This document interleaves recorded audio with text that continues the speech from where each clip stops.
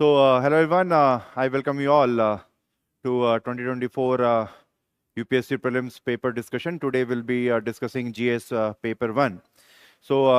My name is Shubham and I have my colleague 𝐘𝐨𝐮𝐓𝐮𝐤 sir. So he'll be taking a polity and IR portion, and history and art and culture portion will be discussed by me. Before going forward, let's take the view of sir, how he felt about this paper. He will be sharing his views.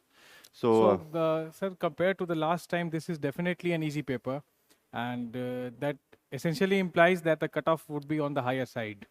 So, unlike last time where there were some complex questions, certain ambiguous questions, this time, at least in my paper, at least in polity, I see direct questions from notes and from the basic Polity text was, that we yes, recommend. I completely agree, sir. Polity was on relatively easier side, Relatively if I easier say. this side. If you have done some sincere study of polity, basic books only, True. then also you will be able to do quite good in polity portion, and not How just about history? polity. History कैसा था? History का भी था, सही था, मतलब direct questions थे, but one और two, as it is the nature of history, one और two questions are very random, very you will not be able to find in any standard reference book. Some authors, इनके कुछ questions पूछे थे, authors and writers. जैसे भाषा का एक question था, तो भाषा के बारे में हम लोग जनरली स्वप्न वसाव दत्ता करके एक फेमस बुक है, वहां तक ही we try to contain ourselves. लेकिन अभी उनका एक बहुत ही एक ऑब्सोलीट क्या बोलेंगे, जिसके बारे में ज्यादा डिस्कस नहीं होता है, दैट बुक वाज आस्क्ड. तो ऐसे क्वेश्चन है, that's the very nature of history itself. What would be the expected cutoff this time? आपकी बार कट ऑफ, 100 पार. अरे नहीं नहीं, seeing the plight of exit polls, I think we should refrain from making any comment on the cutoff. But definitely it will be On the higher side. on the higher side, somewhere around 100. Somewhere around 100. So Somewhere last time around it was 100. in 70s, I guess. So It was 75. 75. 75 So it was. So plus around. 20 would be there for sure. So, see, what used to happen, no, before, like 7, 8, 10 years before, it was easy to, Gauge the cutoff. to Yes, that's gauge correct. what will be the cutoff, because that was a very simple principle. If the question is from standard reference book, then it is easy question. It is not from standard reference book, it is a tough question. one, So by using that methodology, you can easily calculate what will be the cutoff. That was the prevailing wisdom, but over a period of time, this seems to have changed. This time UPSC, internet revolution, yes, so many material or all kinds this of time things are there. commission has been a bit compassionate with the aspirants. Yeah, it is. That's what we Let's start, can sir. expect. ठीक है. So, चलिए sir, शुरू करते हैं. Question number 1. Let's start with international Yeah. relation. So this question is about the Sahel region. Sahel So Sahel, sir, actually it is called as Afghanistan of Africa. अच्छा. This region is a group of 12 countries, and it's often referred as the Afghanistan of Africa, for the simple reason that no one has been able to dominate this particular thing, this particular region. Afghanistan of Africa, it is called. No central dominance. Because of this no central dominance, what happens? Militias emerge. जहाँ भी एक power नहीं होता है, आप sir पढ़ाते हैं इसको कि मुगल्स में डाउनफॉल ऑफ औरंगजेब के बाद स्मॉल इंडिपेंडेंट स्टेट वही हुआ. तो no militias have emerged, and this thing is very frequent here. Instability and worsening security situation in Sahel region, and this has been there since 2013. I think, sir, last year also the similar kind of question was asked, why these regions are Right, famous right. as a So these any region which is in news mostly for bad reasons. bad reasons. Yeah. Good reasons से नहीं आता है, तो Yes. mostly for bad reasons it is asked by the commission. And second statement again, military takeover. So many countries, Burkina Faso, Nigeria, president was arrested by the military. Both of them are current. This is a very straightforward question. It has been in news consistently over 4 to 5 years. बहुत कुछ हुआ है यहाँ पर. In fact UN के secretary general ने 2020 में कहा था, मिस्टर एंटनी ने, कि इट्स अ माइक्रोकॉस्म ऑफ एनार्की, और काफ़ी लंबा चौड़ा स्टेटमेंट उन्होंने इस रीजन के बारे में दिया था.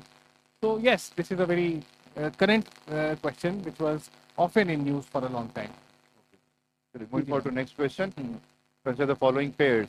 there is a country and the reason for being Definitely, the new head of the state has come there, and the first thing that happened in Argentina, because of the worst economic crisis in the first week of the after swearing in, he abandoned different organizations and ministry because they are running short of funds. So he is trying to cut costs. So yes, Argentina is witnessing a very bad economic crisis right now. Now, Sudan, actually, this region, there has been a war between the Sudan military. Sudan military has been there, and this RSF has emerged. Military versus RSF. I think that was the Sudan only, you know, there was a ego clash between the, Yes, you know, yes, the two chief groups of were there. paramilitary and chief of the Military army. and this RSF, which is your rapid support force. So yes, they are conflicting each other, and a bloody battle has happened for since 2021. It has happened. The coup happened by the military. A new person came. RSF did not like it. Military is saying we are not willing to. They are not willing to take this RSF personnel into military. This has resulted in a lot of bloody conflict. Third thing, this is wrong. Turkey is a valuable NATO member, although Turkey has leanings towards Russia, and to an extent, President Recep Tayyip Erdogan also has friendship with Xi Jinping. But still a member of NATO. In fact, that वो जो पूरा Baltic Sea to Red Sea वाली जो area है, the Bosphorus channel, that is owned by Turkey. So no, it has not been rescinded its membership of NATO. It still is a valuable member of NATO. So only two would be. Yeah. Next question. Consider the following statement. Statement number one, assumed pipeline is a strategic route for Persian Gulf oil and natural gas shipments to Europe. This Sumed pipeline actually, it is seen as an alternative to Suez Canal. This is seen as an alternative to Suez Canal. Sir, अभी भी इतने parallel routes आ गए हैं, but Suez Canal still carries almost 10% of world trade. इसको लेके पहले भी लड़ाइयाँ हो चुकी हैं between Egypt, Israel, Britain and France and all.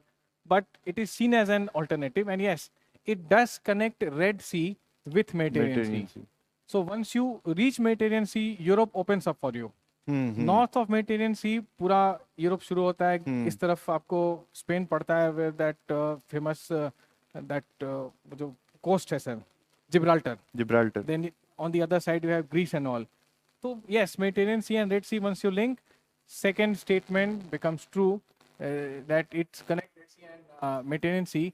And once you do this, your gas shipments can easily reach Europe. When you connect Red Sea with Mediterranean Sea, you can reach Europe. So yes, A would be the correct answer. Statement here. Next question. The longest border between any two countries in the world is between... Yes, it is between Canada and USA. Or Canada, it is called USA, 49th parallel. क्या बोलते हैं? 47th parallel इसको बोलते हैं. अच्छा. नहीं, 49th parallel. 49th parallel. 49th parallel ही से कहते हैं. And it runs almost around 8,900 kilometers. This is the border between the two countries that they share. Next question. Yes. Consider the following countries: Italy, Japan, Nigeria, South Korea, and South Africa. Which of the above countries are frequently mentioned in the media for their low birth rate and aging population or declining population? These two, 1 and 4, are for, this is for your low birth rate. Low birth rate. And Japan is for declining population. This is a very known factor. In fact, South Korean government was also very worried about it, that they are incentivizing to produce babies. So this A, 1, 2 and 4 would be the correct option answer. Okay. Again, these things have been in news. Consistently, they have been used. They are not random questions, sir. It is in the NCERT also. NCERT they have mentioned that population pyramid and all regarding Japan and South Korea. लगातार आ रहा है कि these countries are worried about their declining population. Japan is worried about its aging population. So randomly नहीं आया है. Over a period of time, these things were in use. Yes. So moving forward to polity. Yes. With reference to the Speaker of Lok Sabha, consider the following statements. While any resolution for the removal of Speaker of Lok Sabha is under consideration. ठीक है, तो ये question direct bare act का question है ये. This is article 181 clause 1 and 181 clause 2 at work. Same things are written. ठीक है. This is directly from the Bear Act, and yes, first statement is correct. Second statement is everything that 181(2) does not talk about, so is third statement. So these two statements are against 181 clause 2. A is the only correct answer. That he can he he has is a right entitled to speak, and unlike the casting vote, हाँ, देखा ना कि presiding officer in the Lok Sabha is casting deadlock vote. पे vote देता Yes, है, but here when his removal motion is coming, he is to vote at the first instance. जैसे normal he will be acting बिल्कुल, as a very normal as a normal MP. normal MP. Yes, But yes. otherwise he will have a casting vote. तो बच्चे पढ़ते हैं कि casting vote है, but see Article 181 Clause 2, see the Bear Act. That's why I always say that Bear Act is very important. And many questions from Bear Act have come directly lifted from the Bear Act. A is the correct one, sir. ठीक है. Moving forward to next question. With reference to Indian Parliament, consider the following statements. A bill pending in Lok Sabha lapses on its dissolution. कितनी बार आएगा? पिछले 5 साल में तीसरी बार आ रहा है. Again, sir, ये Article 107 Clause 5. सीधा बहुत ही सिंपल फैक्ट है. Even if we don't quote the articles, दी चीजें लिखी हुई हैं, बहुत ज्यादा ये मेंशन्ड है. And second bill passed by Lok Sabha and pending in Rajya Sabha lapses on the dissolution of Lok Sabha. This bill will not lapse because the Lok Sabha has been dissolved. So when Lok Sabha has been dissolved, the next Lok Sabha would consider it. Third one, again, President, if he has already notified that there would be a joint session, so obviously he will take care of it. He will be like doing the needful for this joint session. So here I think इसमें ये क्या है? Pending in the Rajya Sabha lapses on dissolution of Lok Sabha. ये कैसे? ये right है. This sorry. This statement is right. The statement is right. I read it the other way. A bill passed by Lok Sabha and pending in Rajya Sabha lapses on the dissolution of Lok Sabha because the next Lok Sabha would consider it. Article 107 Clause 5. Bill in regard to which the President of India notified his intention to summon a joint sitting lapses. It will not lapse. It will not lapse. B would be the correct answer here, 1 and 2. Next question. With reference to Parliament of India, consider the following statement. Prorogation of a house. आप इसको कर दिए. हाँ, prorogation of a house by the President of India does not require the advice of Council of Ministers. Not happening. President cannot do it on his own. On his own. Does require the consent from the consent of the Council of Ministers. जैसा कि हमने पढ़ते हैं कि there is no constitutional discretionary power of India's president. Constitutionally नहीं, situational discretion. हाँ, situational discretion like, है, but if a party is not having single largest, आपको पता है कि no one gets 272, he decides who will form the government and veto power. Veto power. बाकी कुछ नहीं है. Then prorogation of a house is generally done after the house is adjourned. Sine die अगर हो गया house, मतलब we don't know when it will meet next. So there is no bar to the President of India prorogating the house which is in session. Yes, this can happen. This can very well happen. And dissolution of Lok Sabha is done by the President of India, who, save in exceptional circumstances, does so on the advice of Council of Ministers. Yes. So ये बता दिया गया है. In exceptional circumstances, does so on the advice. President अपने से कब करते हैं? When the tenure has ended, 5 years have ended. But if the PM decides, he can say that dissolve Lok Sabha today, today Lok Sabha will dissolve. Vajpayee dissolved Lok Sabha 6 months before. हाँ. Okay. He thought of reaping the benefits and the momentum. Yes. When they won decisively in Rajasthan and Madhya Pradesh. Yes, some states elections they won. Anyways, moving forward to next question. Consider the following statement regarding Nari Shakti Vandan Adhiniyam. So this is a question, and see this. First statement that this provision will come into effect from 18th Lok Sabha, because 18th Lok Sabha has been elected. 18th Lok Sabha has just been elected. And there was no Nari Shakti Vandan Adhiniyam applicable in this Lok Sabha. Otherwise, 1/3 seats would have been reserved. ये answer की थोड़ा सा इसमें change है. इस पे अभी let's not focus on this. इस पे थोड़ा सा we need to put in the right one. After hota, this provision will come into effect after 18th Lok Sabha, then this statement would have been right. 18th तो आ गया ना, 18th Lok Sabha has been elected right now. And there was nothing called this, women reservation was not there. Now, second thing, this will be in force for 15 years after becoming an act. Now, this statement looks ambiguous, but I'll try to explain it. The bill came in a special session in November 2023. Special session बुलाया गया था, प्रधानमंत्री ने उसको मतलब president ने बुलाया था, and then this bill was passed. Now for 15 years after becoming an act, it became an act in 2023, but still not applicable.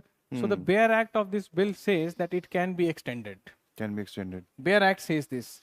So second would be right. And yes, this line is exactly mentioned in the Bare Act of Nari Shakti Vandan Adhiniyam. So we will stick with C, 2 and 3. So C is the right answer for this हाँ, question, हाँ, C would not be- D. So इसको देख लेना आप लोग.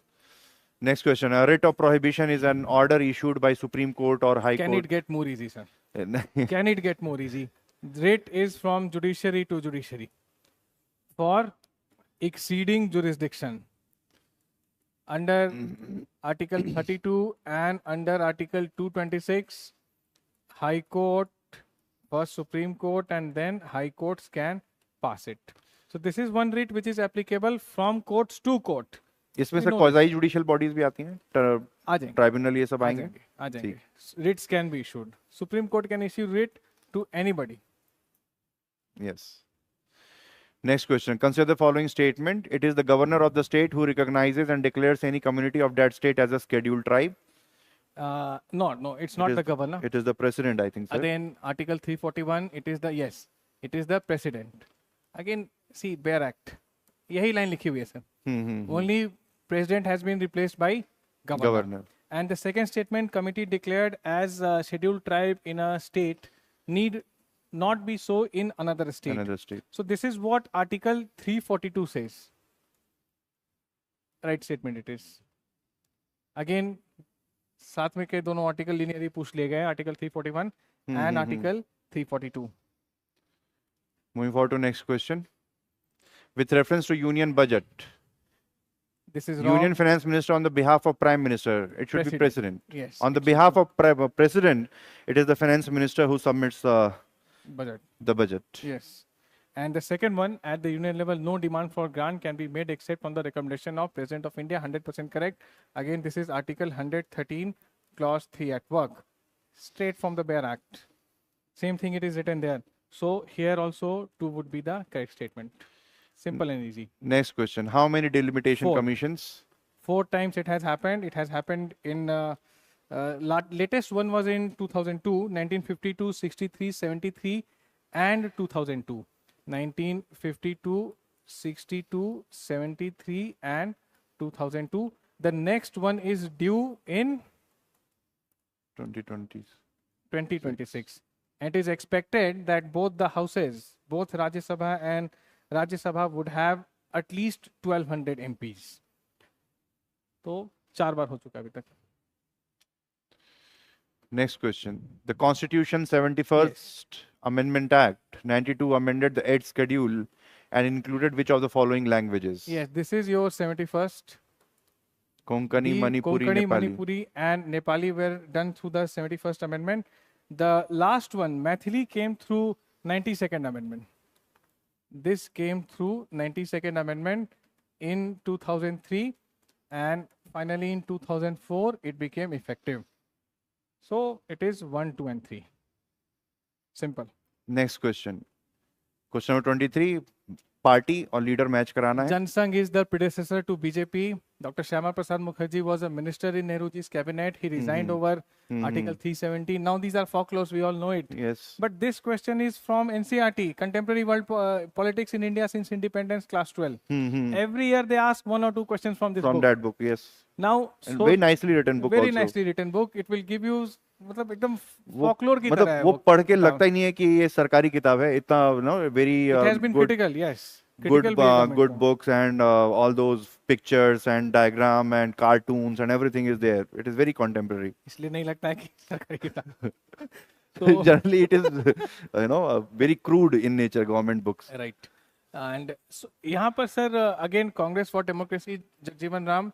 So Babu Jagjivan Ram, a very tall leader from Bihar, Jagjivan father Ram. of Mira Kumar. He Mira resigned because of Indira Gandhi and emergency. So he formed a new group. In fact, he was Congress with for Janata Party Democracy. also. Now, these two socialists, Raj Gopalachari was not a socialist. Even, in fact, Raj Gopalachari was one of the few leaders in the Constituent Assembly who believed in free market. Free market economy. एक ही 2 लोग believe करते थे, उनमें से Sri एक ही थे. Rajgopalachari. And he was the founder of Swatantra Swatantra Party. Party. Meenu Masan, K. Munshi, C. Rajgopalachari were Swatantra Party. Acharya Narendra Dev was a champion socialist. So, it is wrongly matched. That is why only two. These two are correct. Next question. Question number 24. Which of the following statement are correct about the Constitution of India? Of course, first statements are powers of the So, municipalities are ये given. याद रहता है ये part 11, part 10. Schedules पे 2 बार question आ चुका है. Schedule 10 में anti-defection law is there. We have been asked a question on that. So now parts are also important. And anyways, when we teach these things in class, we have to classify. बता रहे हैं हम लोग कि ये part है, ये article, ये schedule है. So yes, part 9A है इसमें. This is your municipality. And emergency provision भी इसी में आते हैं part 18 में. And your amendment is there in part 20. Article 368. Sorry. कोई नहीं, तो 1, 2 and 3. Question number 25. Which one of the following statement is correct as per the Constitution of India? Sir, interstate trade and commerce cannot be a state subject. It's a union subject. Because it, सीधा लिखा है ना, interstate, between the states. So it will again come under union list. Interstate migration. Now ये question आया क्यों समझते हैं? ये COVID के कारण आया. COVID के कारण. Because of COVID. So interstate migration, again, it's not a state subject, it's a union list. Subject. Interstate quarantine is a union subject. So COVID-19 did impact federalism, and we are seeing this thing here. Epidemics Act भी शायद इसको use हाँ, करते हुए 1861 वाला जो था, जो states के लिए invoke किया गया था, center actually used the Disaster Management Act. और because these words were not mentioned, the quarantine तो था, but residuary powers भी use किए गए थे for those provisions which were not there in the any list of Schedule 7. So corporation tax is a state subject on the state list. No, it is not with the state. This is with the union. Only one is the. और अक्सर पढ़ते थे सरकार ने corporate tax बढ़ा दिया भारतीय सरकार ने तो कॉर्पोरेशन सर हाँ उसी का है ये तो this is the correct option here. Next question under which of the following article मतलब ये 2017-18 की कहानी 2024 में आ रही है और अभी 2 साल पहले भी पुट्टू स्वामी केस ये सब पूछा ही था इसमें आया था. In fact this why this judgement has become important this came in 1718 but this has become important because एक नया कंसेप्ट आया sir right to be forgotten. Because of right to be forgotten which according to the courts is a derivation of Article 21. जब मीटी से पूछा गया था Ministry of Information Technology and Electronics, so the minister said it's still in a naive stage. We are working on it. बड़ी interesting story है इसके पीछे. But इसी से मुझे लगता है because this was in news, so they have done some backward linkages and gone to the original provision, that is K.S. Puttaswamy judgment. Article 21, right to privacy, is a part of Article 21. Next question. What are the duties of Chief of Defence Staff as the head of Department of Military Affairs? So yes, this one is written in the duties. ये Ministry of Defence की जो भी documents हैं उसमें ये clearly mentioned है कि first provision is there, permanent chairman of Chief of Staff Committee, and he will advise the Defence Minister. Principal Military Advisor to Honorable Raksha Mantri is what the original document says. इसका तो president होगा sir. Military command. आप समझिए ना कि आप if you give military command to 3 service chiefs, so you are creating a super cop without repoc. Yes. You are creating a Frankenstein monster. So this is not correct. So that is why 1 and 3 is the correct option here. Government करेगी ना sir. Military command तो it's come from the government. Of course, President is the supreme commander of the 3 armed forces. Yes. So yes, D it is. Next question. Ethics Committee. काफी news में था Ethics Committee. Because of one MP from Bengal being facing the heat from Ethics Committee, Mrs. Mahuma Moitra I'm talking about. So her case went to Ethics Committee and question was raised why it did not go to Privilege Committee. Because the alleged offense that she did, that sharing her parliamentary commission, parliamentary credentials, login credentials जो Dubai वगैरह से login हुए थे. So nowhere in the rule book it is written that a member cannot do this. Otherwise it would have gone to Privilege Committee, but the case went to Ethics Committee. Yes. And initially it was an ad hoc committee. Of course it was an ad hoc committee. I think मतलब illegal नहीं था, unethical था, ऐसा कह सकते हैं. Sir अभी online पूछना तो अभी शुरू हुआ है ना. The online mode of asking questions, this is what she is alleged of, that you have planted question at behest of someone. Again ये allegation अभी तक proof हुआ नहीं है, हालांकि committee ने उनको हटा दिया था. Anyways, 17th Lok Sabha is gone. We have 18th Lok Sabha and she has won again. So it was an ad hoc committee. It came in 2000. Now this thing that only a member of Lok Sabha can, this word makes it wrong. See, it is done through a member. Even me and you can approach a Lok Sabha MP. All of us can approach a Lok Sabha MP and say that please refer this matter to ethics committee. But we can do it only through an MP. So this only word makes it wrong. Can make a complaint. We can also make a complaint, but through an MP. This is my interpretation of this line. And this committee cannot take up any, Parliament cannot take any matter which is sub judice. Parliament cannot take sub judice matter which is being considered by the court. Similarly, courts cannot interfere into the working of legislature. So this would be A and 1 and 3, that is C. Moving forward to next question, question number 31. Who was the provisional president of the Constituent Assembly before Rajendra Prasad? This is a very factual and very easy one, Dr. 𝐶𝐮𝐴 Sinha. This is there in NCERT and in every basic text that one reads for polity and constitution. We have covered this in our material also. As per Article 368 of the Constitution, the Parliament may amend any provision of the Constitution by the way of. तो सारे होंगे, कुछ भी change add कर सकते हैं, कुछ change कर सकते हैं. These three words are used in the Bare Act. Bare Act. These three words are the words used in the Bare Act. Okay. So addition, variation or repeal. This can happen, any change to the Constitution happens through Article 368 except for Part 1, that is Article 1 to 4, which is reflected in Schedule 1 and Schedule 4. So 1, 2 and 3 is the correct option here. Moving forward to next question, which of the following statements are correct in respect of money bill in the Parliament? Yes. Article 1, इसको पहला जो है कि mentions special procedure in respect of money bill, this is absolutely correct. It is Article 109 which says special provision for money bill, and Article 110 defines money bill. What will qualify as a money bill is mentioned here. But how a money bill will be processed is mentioned here. Okay, this is Article 109. 109. Cannot be introduced in Council of States, that is Rajya Sabha. Who will spend the money? Only the elected members will decide. The nominated member will not. Lok Sabha will only do it. Rajya Sabha can either approve the bill or suggest changes, but cannot reject it. Yes. 14 days, malum hai sir, 14 days if it is with the Rajya Sabha, it is deemed to be passed by the Rajya Sabha. Amendment to a money bill suggested by the Rajya Sabha have to be accepted by the Lok Sabha, not at all. This is not how it works. Rajya Sabha has no say in money bill. Remember Aadhaar judgment? It is said that it was passed as a money bill to neutralize Rajya Sabha. To neutralize Rajya Sabha. Northeastern Council was established by Northeastern Council Act 1971. Subsequent to the amendment to NEC Act in 2002, the council comprised of which of the following members? इसमें थोड़ा सा, see, zonal council were established. Okay, zonal council flow from interstate council. Interstate council is a constitutional body. Zonal council are statutory body. 5 zones were there. Now a new zone for Northeast was established in 1971, and rightly so, because there are 7 plus 1, 8 states in Northeast. Governor of all states are members. Chief Minister of all states are member, and 3 members will be nominated by the President. This is what this Act says. Now, Home Minister of India. Now, let us examine this question correctly. Let us try to analyze क्या कह रहा है. Comprises which of the following? Recently, the Home Minister had chaired the meeting of zonal councils. But is he a member?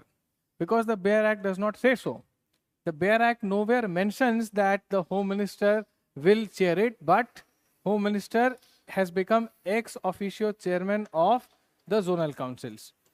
Now we can try to establish a parallel here. हम लोग ये बोल सकते हैं कि जैसे राज्य सभा chairman, vice president of India is the ex officio chairman of Rajya Sabha, but is he a Rajya Sabha MP? He is not. So Home Minister has chaired, he has become ex officio chairman of these councils, but the Bare Act does not mention it. He is not the member of the council. So we will stick with 1, 2 and 3. But maybe इसमें कुछ और wisdom आ सकता है. Maybe UPSC अब तो will come to know about it. Little apprehensive I am about this question, because separate provision is written in the Bare Act, and in practice we are seeing Home Minister of India acting as the chairman. So there is a ambiguity in this question. We accept this, and I would stick with it, sir. Okay, sir. Next question. अच्छा. Roll start. इसको change करो. Mic working. ठीक. So now we are starting with history and art and culture, and Shubham sir will tell us the answers. First is art and culture. Playwright भाषा, आपने इसके बारे में introduction में बताया. Which one of the following is a work attributed to playwright Bhasa? He was, I think, a Gupta era poet, right? हाँ, it was उसी period में है. Although the history is very ambiguous, the time period नाट्य vary. शास्त्र भरत मुनि, right? हाँ, इसको थोड़ा सा उससे कर सकते हैं. ये पतंजलि ने लिखा था. Patanjali was in the court of Kanishka, sir के कोर्ट में थे. And नाट्य शास्त्र was written by भरत मुनि.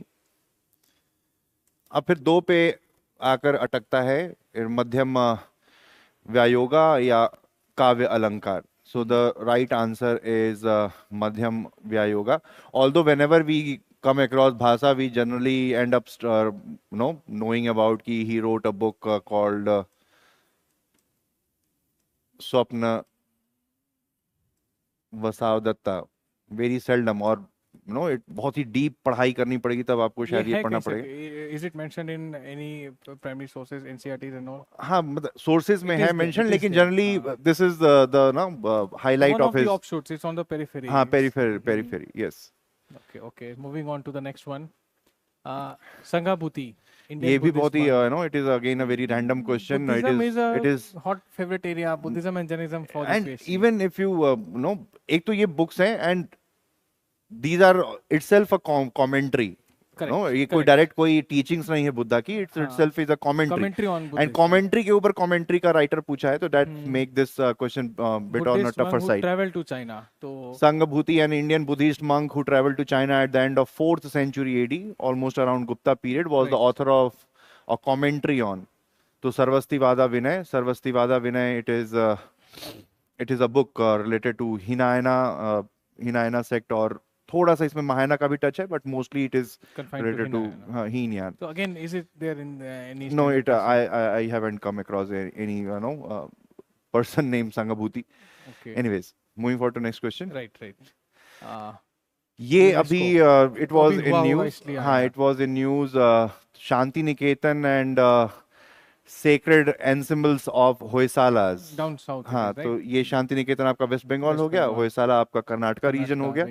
So these were recently included under UNESCO World Heritage, and every year you will see that whenever there are any changes in UNESCO World Heritage site, like last year Dholavira, which is a site of Indus Valley civilization, it was asked when it was included under UNESCO World Heritage list. तो sir उस पे सवाल आया था. तो आपको मतलब history में भी जो चल रहा है उस पर आते हैं. Even in history has become contemporary.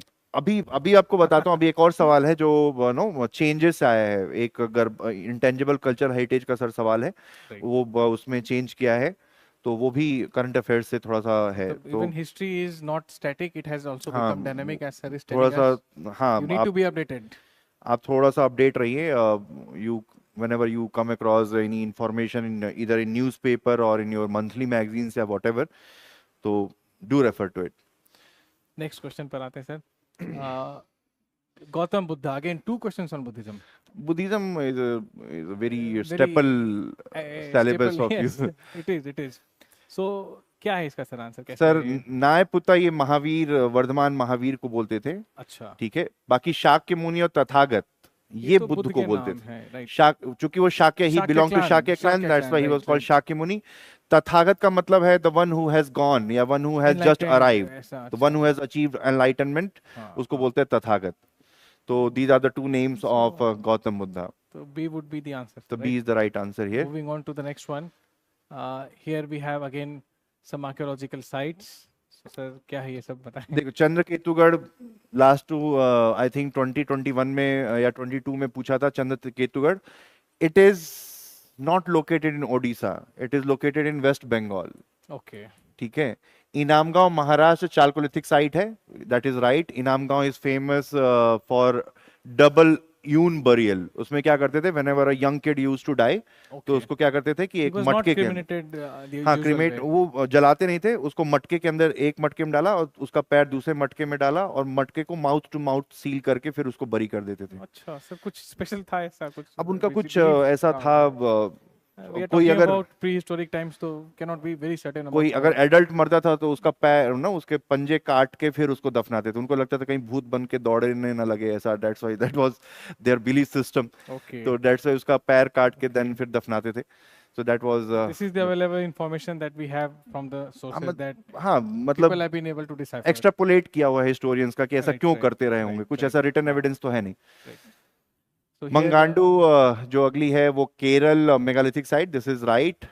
सालीहुंदम Andhra Pradesh में है, but it is not a rock cave shrine, ये Okay. स्तूपा के लिए फेमस है। so rock cave, Stupa. matlab, within the cave you have certain rocks which tell you something, and stupas are the one which were ये built पूरा like नहीं that. लिखा है, rock cut cave shrines. Okay. Rock cut cave shrine, देखिए केव दो तरीके की होती है, या तो नेचुरल केव होगा, ठीक है, और रॉक कट लिखा हुआ है यानी कि इंसान ने काट के उसको केव बनाया है। शेप दिया है, it has हाँ been उसको, given हाँ shape by मतलब the कि people. It is a man made cave. True.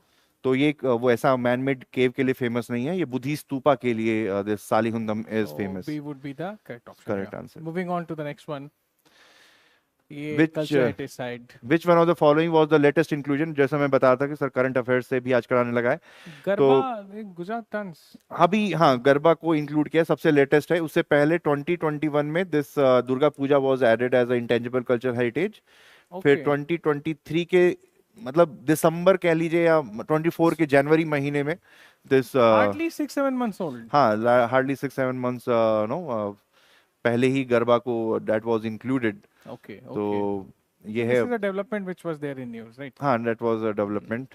Fair enough, sir. तो बाकी कुंभ मेला भी उस कुछ साल पहले इंक्लूड किया गया था, छाऊ डांस भी है तो सारे अच्छा, under all four intangible. of them are there. हाँ there, Okay, but okay. Latest पूछा है तो latest one is the Garba हाँ, तो डांस। किसी ने अगर पहले का पढ़ रखा है तो might get confused because all four of them are. हाँ कंफ्यूजन तो है ही, जैसे अब मैंने कुछ बैचेस पढ़ाए हैं जो 6 महीने पहले पढ़ाए होंगे या 4 महीने Which you तो taught before तो December. उसमें मैंने ये 2023. पढ़ाया था कि भाई latest inclusion is Durga Puja.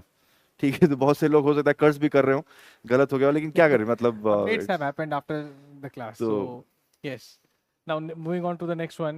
Ancient history, sir. इससे इस बार कितना क्वेश्चन रहा है? And this is ancient one- history और मिडावल से इस बार वेटेज कम था, बिकॉज थोड़ा सा वेटेज जो है वो ज्योग्राफी में Polity. हुआ है, क्योंकि पिछले 5-7 सालों में ज्योग्राफी से काफी ड्राई अप हो गया था। Okay. Geography use to be very favourite subject, और ऑलमोस्ट नो आफ्टर 2015 और 16 के बाद से ज्योग्राफी कम हो गया था, बट अगेन ज्योग्राफी का वेटेज बढ़ गया है, बढ़ रहा है, Right, right. एंड Ancient पर आते हैं अब एट द इसको। Cost of the history portion. हाँ, so there is no fixed format here. कोई फिक्स फॉर्मेट नहीं है सर, Anything, कोई any subject can be on the rise and anything can fall. So we have to prepare for everything. That's the crux of the argument. सारे हम सभी करने पड़ेंगे आपको, मतलब कह नहीं सकते, हो सकता है अगले साल एंशिएंट मिडावल हिस्ट्री से ही 8 सवाल 10 सवाल आ जाए, यू कैन नॉट से। तो यूपीएससी के साथ तो यही है, सारी रस्सियां एक साथ पकड़ के खींचनी पड़ती हैं, कुछ भी छोड़ नहीं सकते। True, true. एंशिएंट हिस्ट्री से चलते हैं। हाँ, आइए। इसका कंसीडर द बताएं following sir. Statements, there are no parables in Upanishad. Parables क्या है? पैराबल्स का मतलब छोटी छोटी शॉर्ट स्टोरीज, कोई विजडम जैसे क्या बोलते हैं, Like पंचतंत्र something like हाँ that. ऐसी कुछ छोटी छोटी वैसा कुछ। कहानियां, कोई मोरल समझाने के लिए, कोई ज्ञान Okay, समझाने okay, के okay. लिए। पुराण को कह सकते हैं parables? हाँ पुराण को कह सकते हैं कि they are parables? हाँ कह सकते हैं, पुराण में भी तो छोटी छोटी कहानियां होती Right, हैं, right, जैसे है मान लिया कि ऑनेस्टी सिखाना है तो लकड़हारे वाली कहानी उसमें डाल दी, True, true. ठीक है। तो ये सब छोटी छोटी जो स्टोरीज होती है through which any kind of wisdom. Upanishad शायद कमेंट्री ऑन वेदास कहते हैं, राइट? उपनिषद सर हाँ बेसिकली क्या है कि वेद लिखे गए, तो वेदास थोड़ा सा मैं बता देता हूँ। बताइए। Vedas are more inclined towards ritual aspect of the religion. Samhitas. हाँ किस तरीके से अनुष्ठान करने हैं, क्या क्या सेक्रीफाइसेस करनी है, क्या क्या मंत्र पढ़ने हैं, all these things are there. And because of the Vedas Hindu religion became increasingly ritualistic in nature. That is why Buddhism and Jainism came. तो even Upanishads, although it is Vedanta बोलते हैं, लेकिन Upanishads were written as a reaction against the Vedas.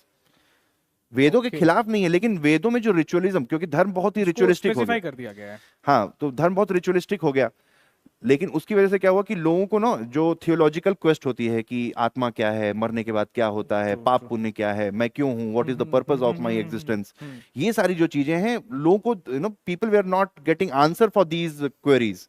That's why Upanishads were written. Upanishad का मतलब ये होता है sir कि गुरु के पास बैठने से जो ज्ञान प्राप्त होता है, हाँ उप और शब्द दो शब्दों से बना है, सिट नियर, ठीक है। तो ऐसा है, तो Q&A फॉर्मेट में है उपनिषद। आप देखोगे हाँ, जैसे शिष्य एक सवाल पूछेगा कि गुरु जी ये बताइए कि आत्मा क्या है, तो फिर गुरु मिलिंद जी, पानो जैसे है वैसे हाँ ही, वैसा ही है, राइट। तो गुरु फिर बताते हैं उसका आंसर। तो this is how Upanishads were written. Upanishads were written during end part of later Vedic period, यानी ऑलमोस्ट अराउंड 600 700 बीसी। ठीक है। पुराना जो पुराण लिखे गए ये 400 500 एडी गुप्ता पीरियड में लिखे गए। तो पैराबल्स तो है उपनिषद्स में, तो ये वाला गलत हो जाएगा। Upanishads were composed earlier than the Puranas, तो ये सही बात है। पुराण 400 500 एडी, जब गुप्ता पीरियड आया, जब हिंदुइज्म का रिसर्जेंस होना शुरू हुआ, right.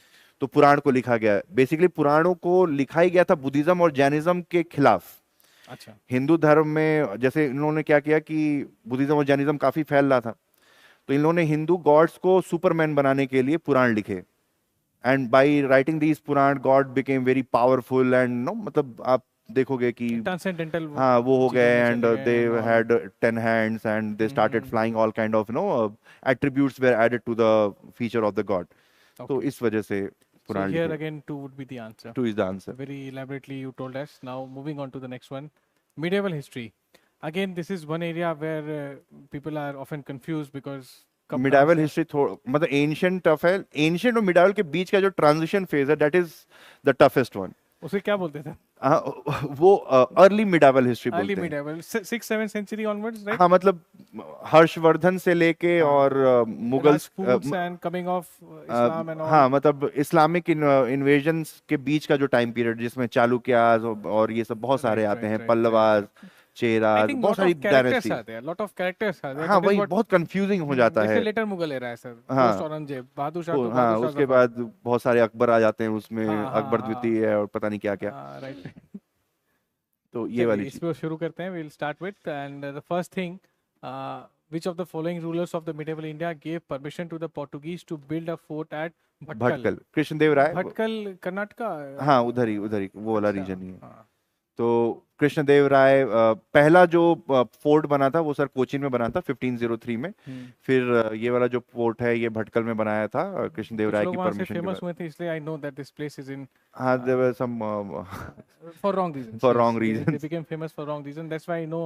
I saw a documentary about हाँ it. हाँ So yes, it is in Karnataka and Krishna Deva Raya.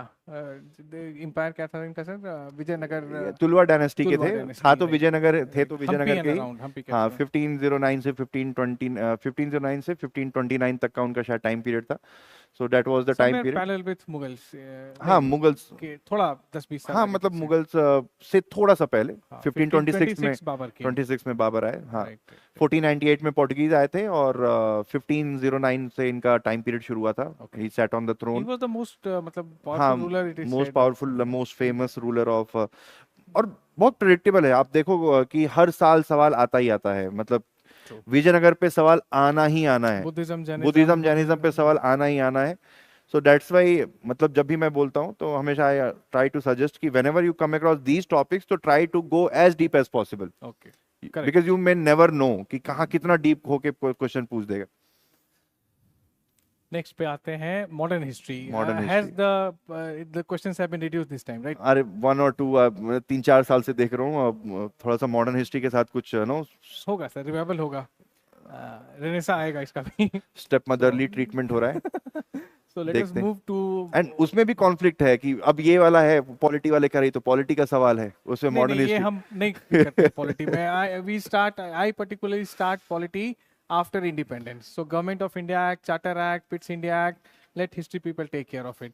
That is how it should be sir, right? तो आ जाइए इस पर। ऐसे भी आप बोल रहे हैं कम क्वेश्चन है तो कुछ आप ही तो- लीजिए इसको, you should take it.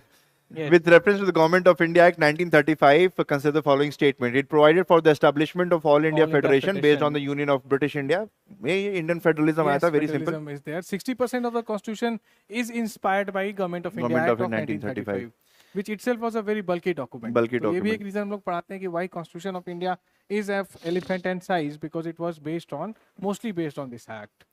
Second क्या है sir? Defense and foreign affairs were kept under control of federal legislature. Defence of foreign affairs हुआ क्या था कि 1935 में dyarchy was introduced at the union level, right? हाँ, ठीक है। तो उसमें डायरकी में ये था कि कुछ लेजिस्लेचर के पास चीजें थी and some topics were directly under the viceroy का एग्जीक्यूटिव काउंसिल जो था। Executive council, right? तो ये जो कोर टॉप जो सब्जेक्ट्स थे, जो पोर्टफोलियोज थे, वो वॉइसरॉय की एग्जीक्यूटिव काउंसिल के पास ही थे. It was not under federal legislature. Okay, वो फेडरल को कौन देगा डिफेंस ऑफ फॉरेन? हाँ, even today it's in the union list, आज तो भी तो यूनियन लिस्ट में ही है. वही तो ये वॉइसरॉय के एग्जीक्यूटिव काउंसिल में था. इसमें कोई भी मिनिस्टर पोर्टफोलियो वाला सिस्टम नहीं था. सिंपल एक एग्जीक्यूटिव काउंसिल होगी और that will Directly decide. accountable to हाँ, directly Viceroy. Accountable to viceroy. And who is in accountable to the crown? हाँ, Right. So A would be the right answer here. अगले question पे आते हैं. Revenue collection by Cornwallis. So Lord ये भी बहुत Cornwallis. Easy question है. हाँ, but ये repeatedly इन पर क्वेश्चन आया है. आया है, सही कुछ बात है. Governor generals have made it to UPSC repeatedly. तो कॉर्नवालिस का क्वेश्चन है. Under the ryotwari. Ryotwari settlement revenue collection the peasants were exempted from revenue payment in case of bad harvest. ये तो था ही नहीं भाई. It was a permanent revenue fixation. Okay. ठीक है. Zamindar was forced to pay that much amount irrespective of what will be the weather ryotwari condition. क्या मतलब? रैयत तो फार्मर को ही बोलते थे ना सर. हाँ, जैसे 3 तरीके का सेटलमेंट उन्होंने इंट्रोड्यूस बता किया दें था. इसको सर, हाँ. आपको पहला तो है आपका कि पहला तो आपका हो गया कॉर्नवालिस का जो जमीन परमानेंट सेटलमेंट थी. उसमें बीच में एक जमींदार होता था. सिंपल सी बात है. मान लो कि ईस्ट इंडिया कंपनी हो गई और पेजेंट हो गया. ओके. तो ईस्ट इंडिया कंपनी अगर डायरेक्ट पेजेंट से रेवेन्यू कलेक्ट करेगी तो that will be called ryotwari settlement. Okay. ठीक है. पीजेंट मतलब रैयत. रैयत मींस पीजेंट. हाँ, किसान से अगर डायरेक्ट करेगी तो it will be called ryotwari settlement. Keep someone. अगर जमींदार के थ्रू अगर बीच में एक मिडिलमैन ला देंगे जमींदार, और जमींदार कलेक्ट करेगा पेजेंट से और जमींदार देगा ईस्ट इंडिया कंपनी को, तो it will be called permanent settlement. Okay. या जिसको जमींदारी सिस्टम भी बोलते हैं. ठीक है. डिफरेंट फ्रॉम रैयतवारी जमींदारी. जमींदारी. और एक और था महलवारी. हाँ, ये महलवारी में क्या था कि जो गांव का मुखिया होता था वो उस गांव के किसानों से रेवेन्यू कलेक्ट करेगा और ईस्ट इंडिया कंपनी उस मुखिया से कलेक्ट करेगी. ओके. सो ठीक है, गांव के सरपंच से. Mahalwari involved middleman, ryotwari directly from the peasant. हाँ. करेक्ट. ठीक है.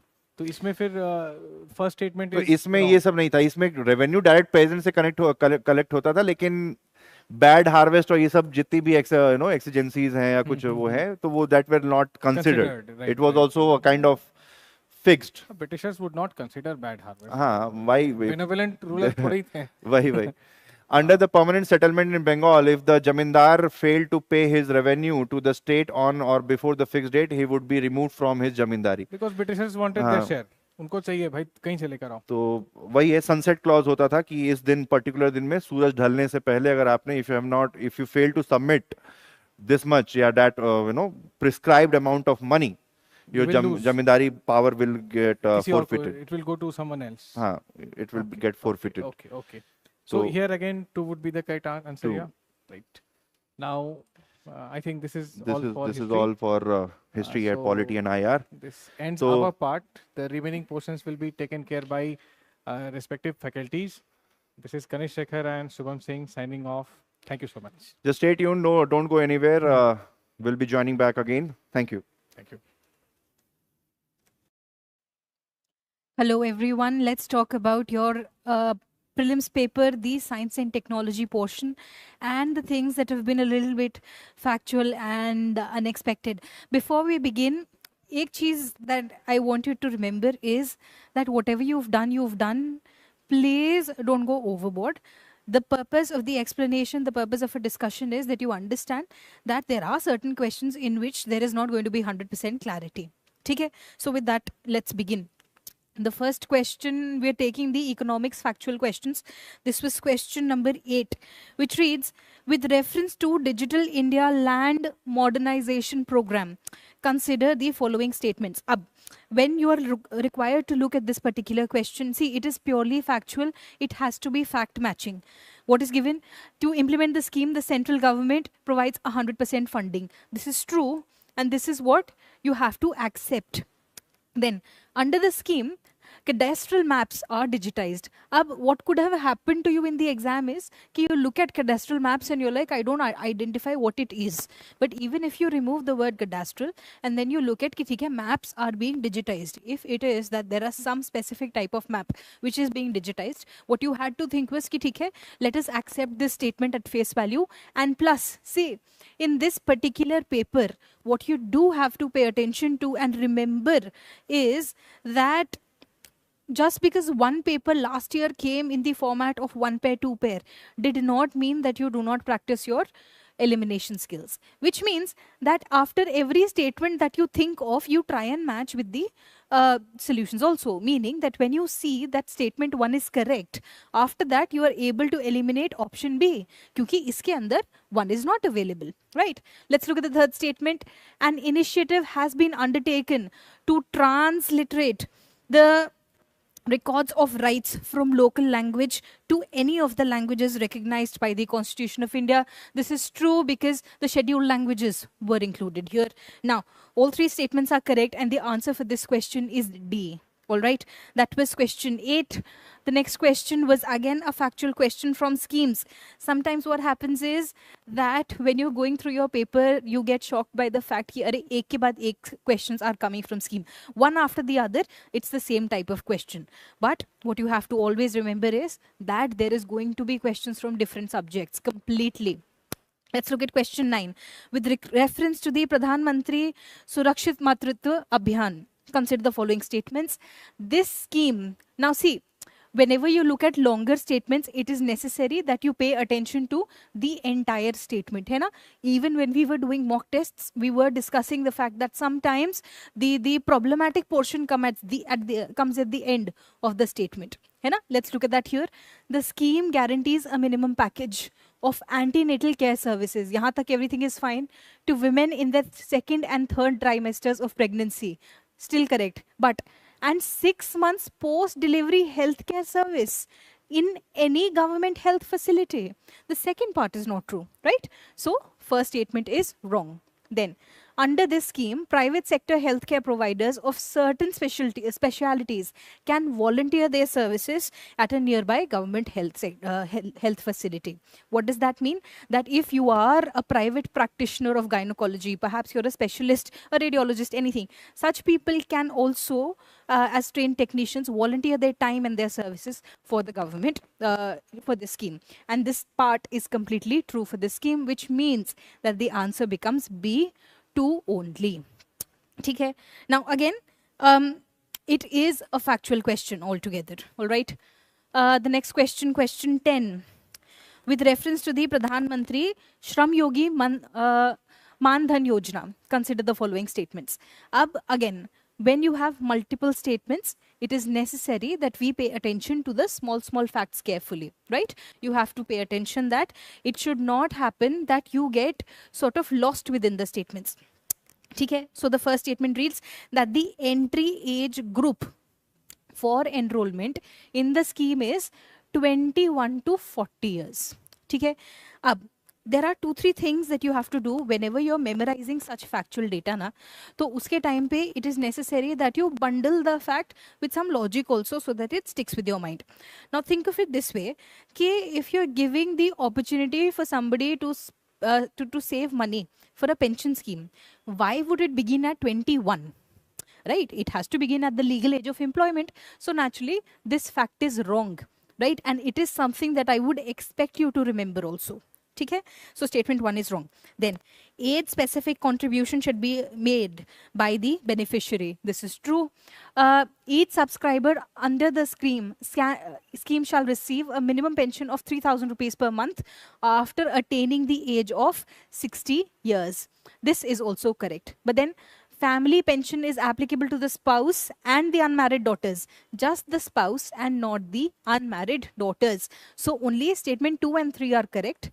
And the answer here becomes B. But for this particular question, despite it being a factual demand, it is not necessary that you had to do it only from factual. Let me demonstrate that also. Dekho, the first logic I told you that you first basically have to identify ki bhai Shram Yogi Man Dhan means that it is a pension scheme. That is the only sort of information that I'm presupposing. On basis of that, you see ki haan, instead of 21, it has to be 18. Okay? Statement 1 is wrong. So you eliminate A and D. Hai na?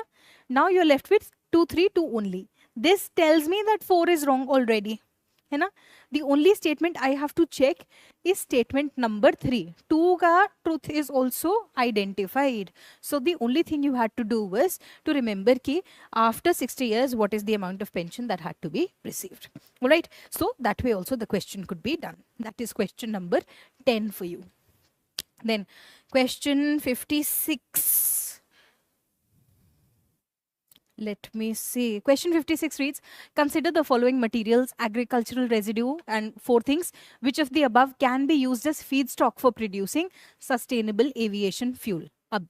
For whenever you've been asked questions like this, okay, you have to pay attention to the language and the type of words that have been used.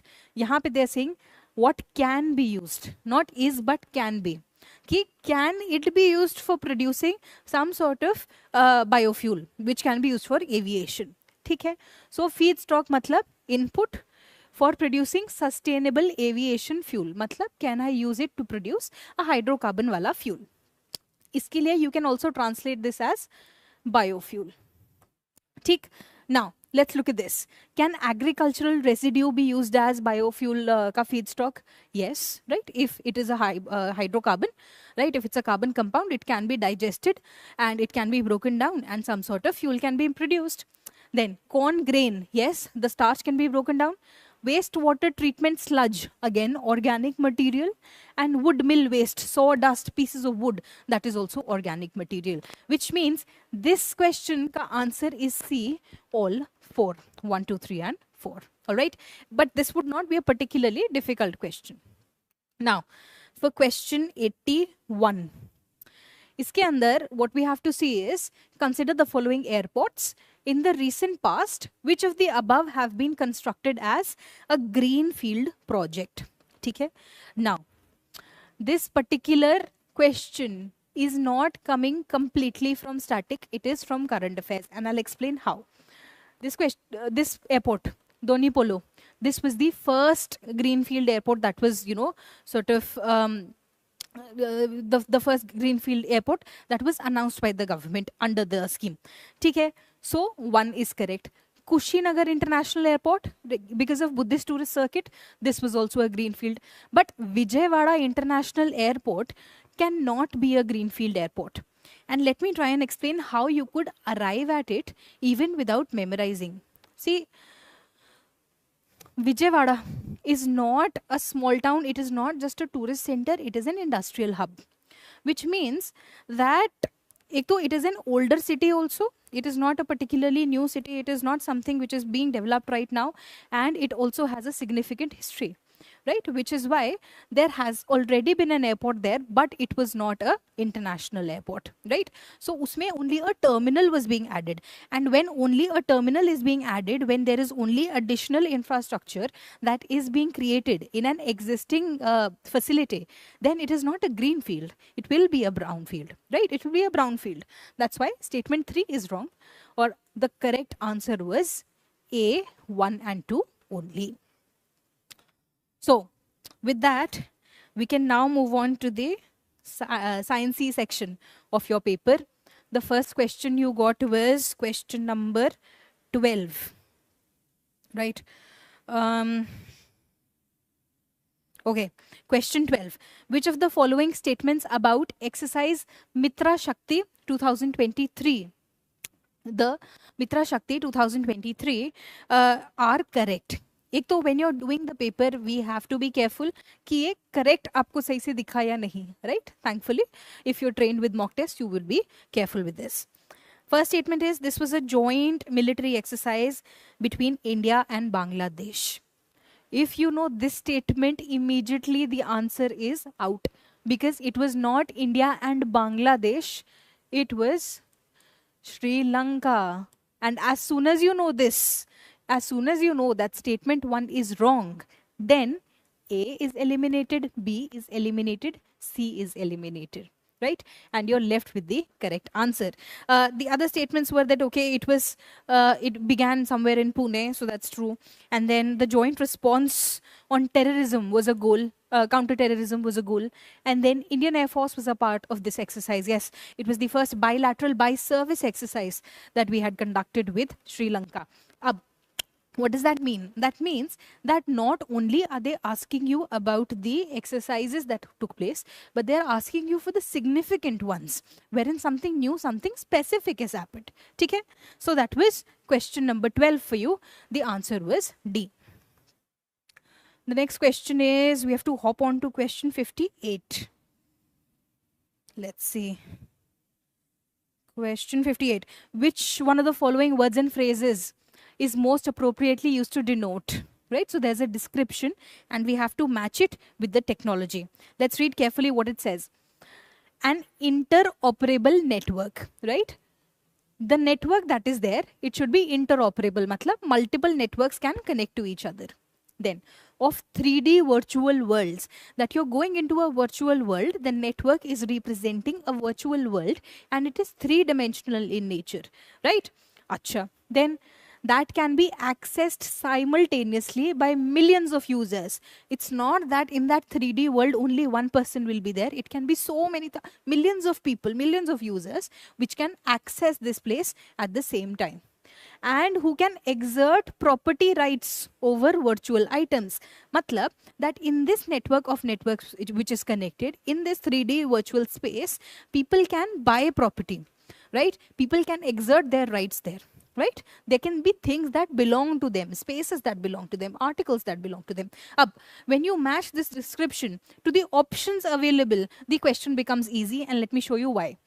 When I'm saying that it is a 3D world, it is for sure not big data analytics. Big data analytics means that I have large databases that I'm able to link together and bring out actionable intelligence from it. Then cryptography. Cryptography is also not matching because that is the science of breaking down complex sort of codes, right?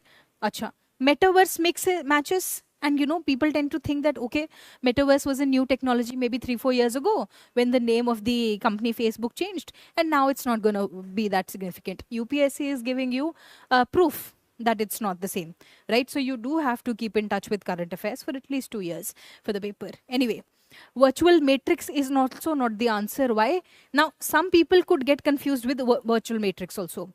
See, what is a matrix? A matrix is usually a table, an ordered form in which you can put in your data, right? For it to become three-dimensional, I can add another another layer of data, right? So of course that would be a 3D render. But even though it can be accessed simultaneously by millions of people if you're hosting it that way, but there are no property rights over virtual items in a matrix, right?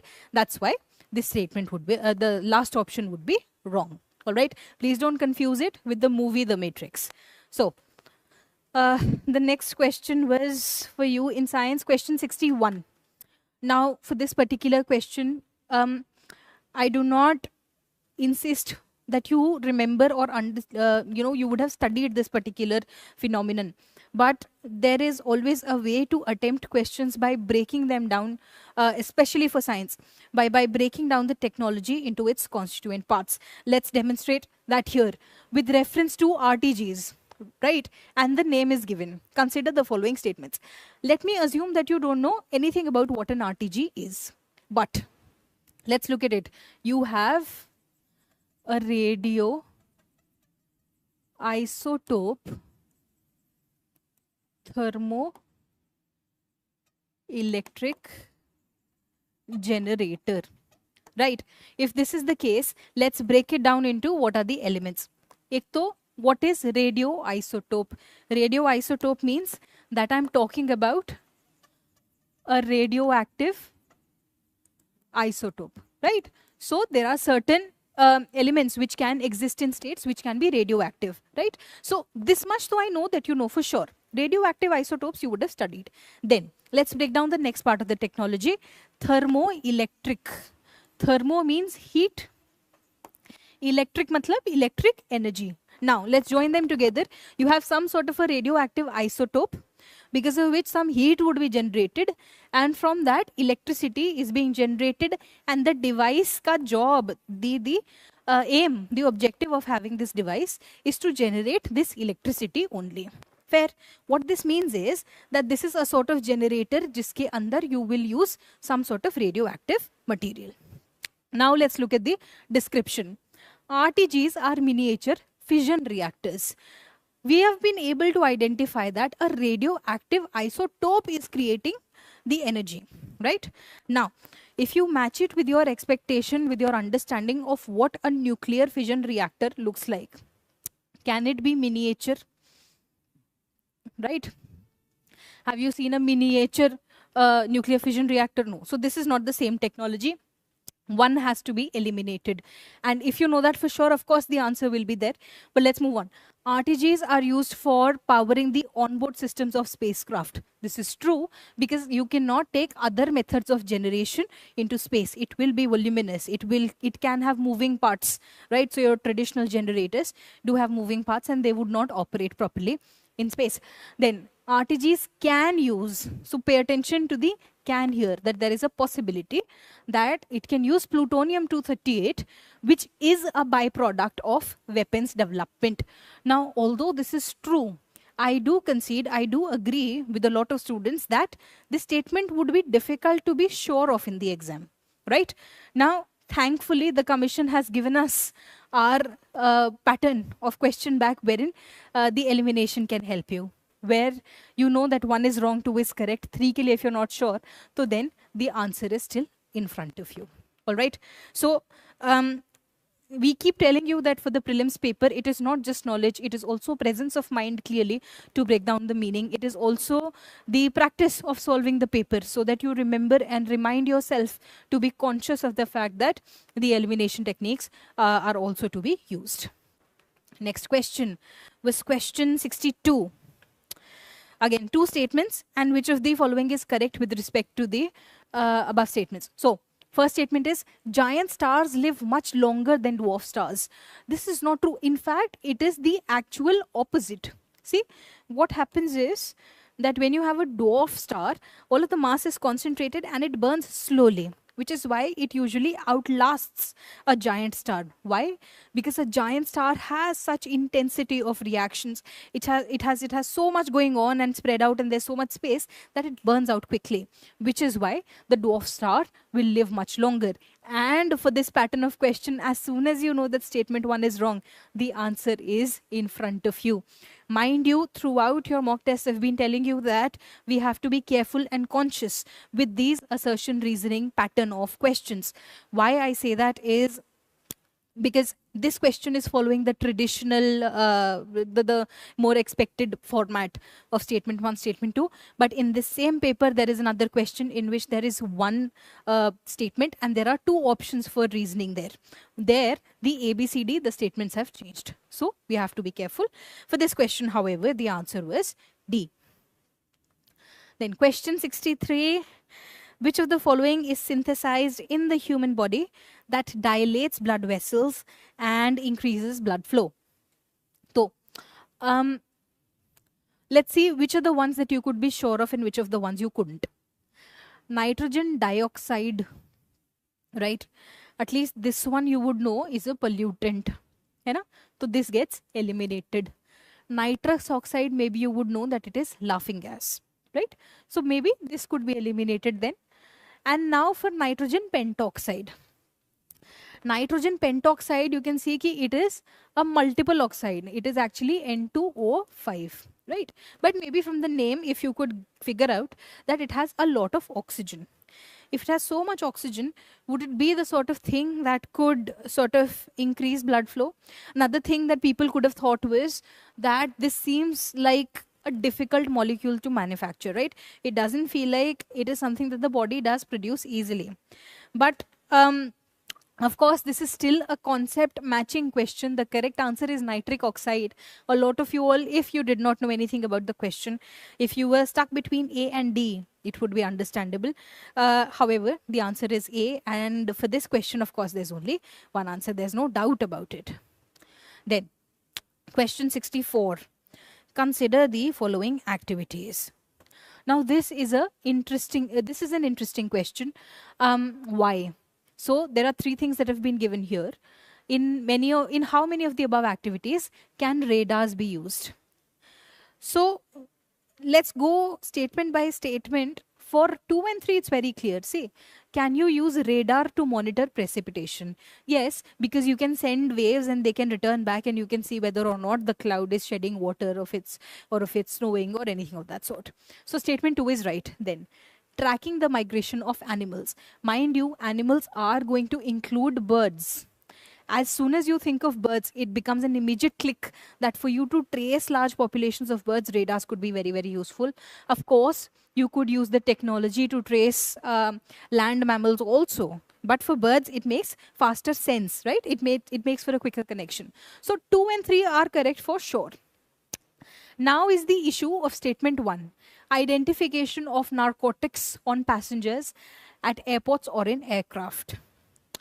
This particular statement is confounding for now, because there are two sort of interpretations here.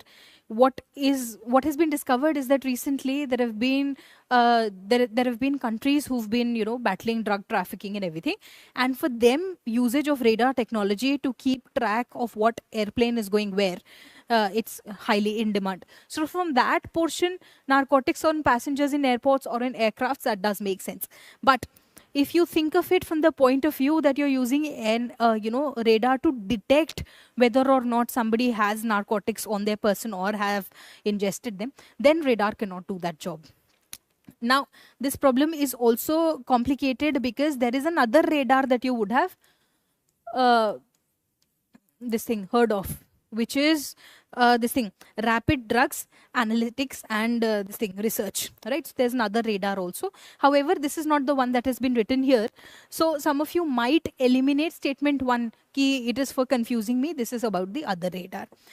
But the statement here, at least for now, looks to be, see, when you read the statement, my interpretation is that they're talking about whether or not radar can be used for identification ki which aircraft am I trying to track. If that is the interpretation, then this statement would be correct and my answer becomes all 3.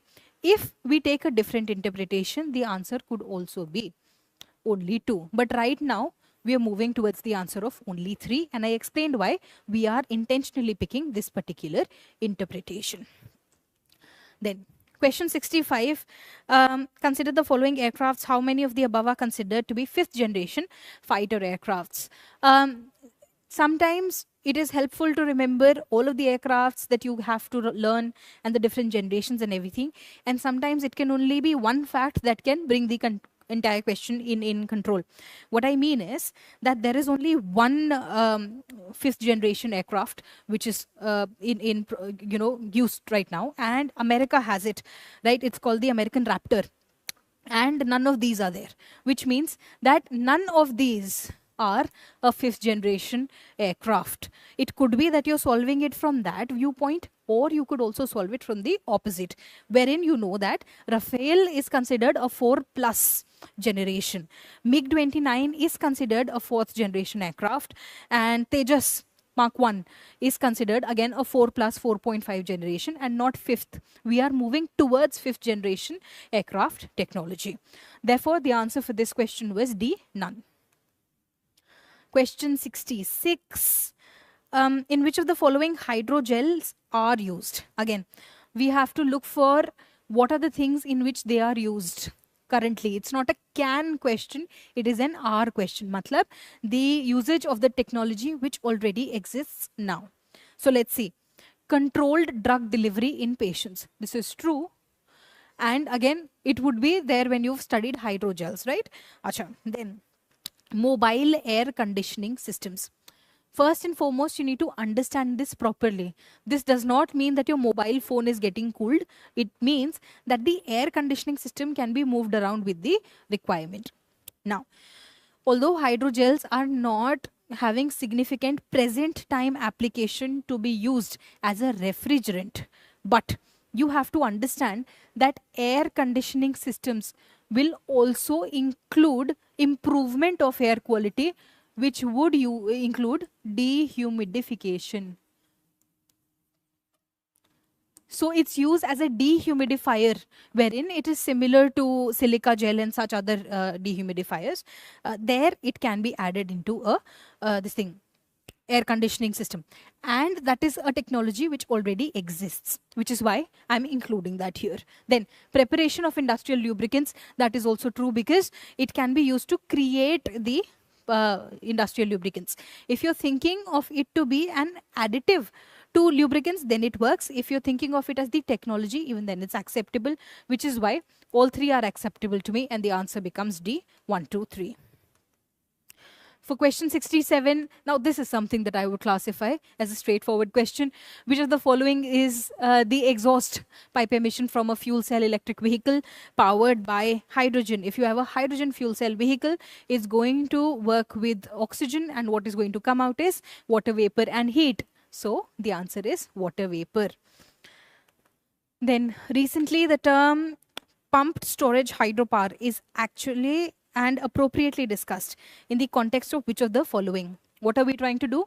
We are going to pump water somewhere, perhaps on a height, at an elevation, and then we are going to use it to generate hydro power, matlab hydrological power.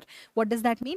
That I'm using excess energy right now to use water as a storage of energy, and later it will be used to produce electricity. So irrigation of terraced crop fields cannot be the answer, because field में पानी डालने के लिए, for you to irrigate the field, you will not need to pump water upstairs and then send it back, right? So no. Then lift irrigation of cereal crops, again no. Long duration energy storage, this is the correct answer, meaning that if I'm using a sort of intermittent, that is a sort of changing, a sort of variable electrical source, right? Perhaps it's renewable energy. So in the time when I have surplus, I can pump water to a height, and later that can be used to generate electricity. The correct answer is therefore long duration energy storage. Question 69, membrane biodetectors are often discussed in the context of. Now, I want you to break the word down. You have some sort of a membrane, right? So you have a sheet in which what is happening? Bioreaction is happening. One thing is that, where do you use the word bioreactor itself? You use it in sewage treatment plants, first and foremost. Anyway, so if you're able to match that from there directly, that, okay, bioreactor I've heard in wastewater, so then the matching is going to happen faster. Otherwise also, assisted reproductive technologies. Why do you need some reaction to happen on a membrane for assisted reproduction? So, no. Drug delivery nanotechnologies, no. Vaccine production technologies could be, but the correct answer is D. Then the next question that we have to discuss are coming from the miscellaneous portion. There were certain questions that a lot of students have said seem like unexpected, seem different, seem unique. But again, these questions were not such that seem very, very difficult. Let's see who among the following is the author of the books, The India Way and Why Bharat Matters. Now, there are 2-3 things that you could have thought. There are some people who are fans of Mr. Jaishankar, and from that point of view, young people, might know the answer. Some of you who do have a lot of interest in IR, they would also have exposure to this particular element. Now, think of Shashi Tharoor. Some people have thought of from what party and where they belong and how they would... the books would be recent or popular. Things like that. Anyhow, the answer was Subramaniam Jaishankar. These are good books, and they were quite popular, not in news, but in popular, right? So the answer was D here. The next one was that operations undertaken by the army towards upliftment of the local population in remote areas to include addressing of their basic needs is called what? It is called Operation Sadbhavna. This is something that you would have picked up from news, and which is why we keep on telling you it is important, it is imperative that you read your newspapers regularly instead of simply relying on the compilations or a second-hand source. All right, the answer here is C. Question 39. This particular question is something that I do accept that it is tricky because the differentiation is small. See, they've given you the list among the 3 forces that the country has, and uske andar you have to see whether or not are these ranks equivalent or not. So brigadier and air commodore are on the same level, but this here navy is not commander, it is commodore, right? So I wouldn't expect a lot of students to know this if they have not studied it, if they have not, intentionally memorized it, and there is not sufficient evidence from PYQs for you to undertake such a thing, which is why I'm accepting that this does look like a tough question. Next, Major General, Air Vice Marshal, Vice Admiral, not Vice Admiral, either it is Rear Admiral. Then Major Squadron Leader and Lieutenant Commander, this is correct. Lieutenant Colonel, Group Captain, no, and Captain. So the correct answer is 3 only, but I do accept that it is quite a difficult question. With that, we come to an end of the questions that I had to discuss with you. I hope you did well. Please wait for your results before you make any long-term decisions. Thank you.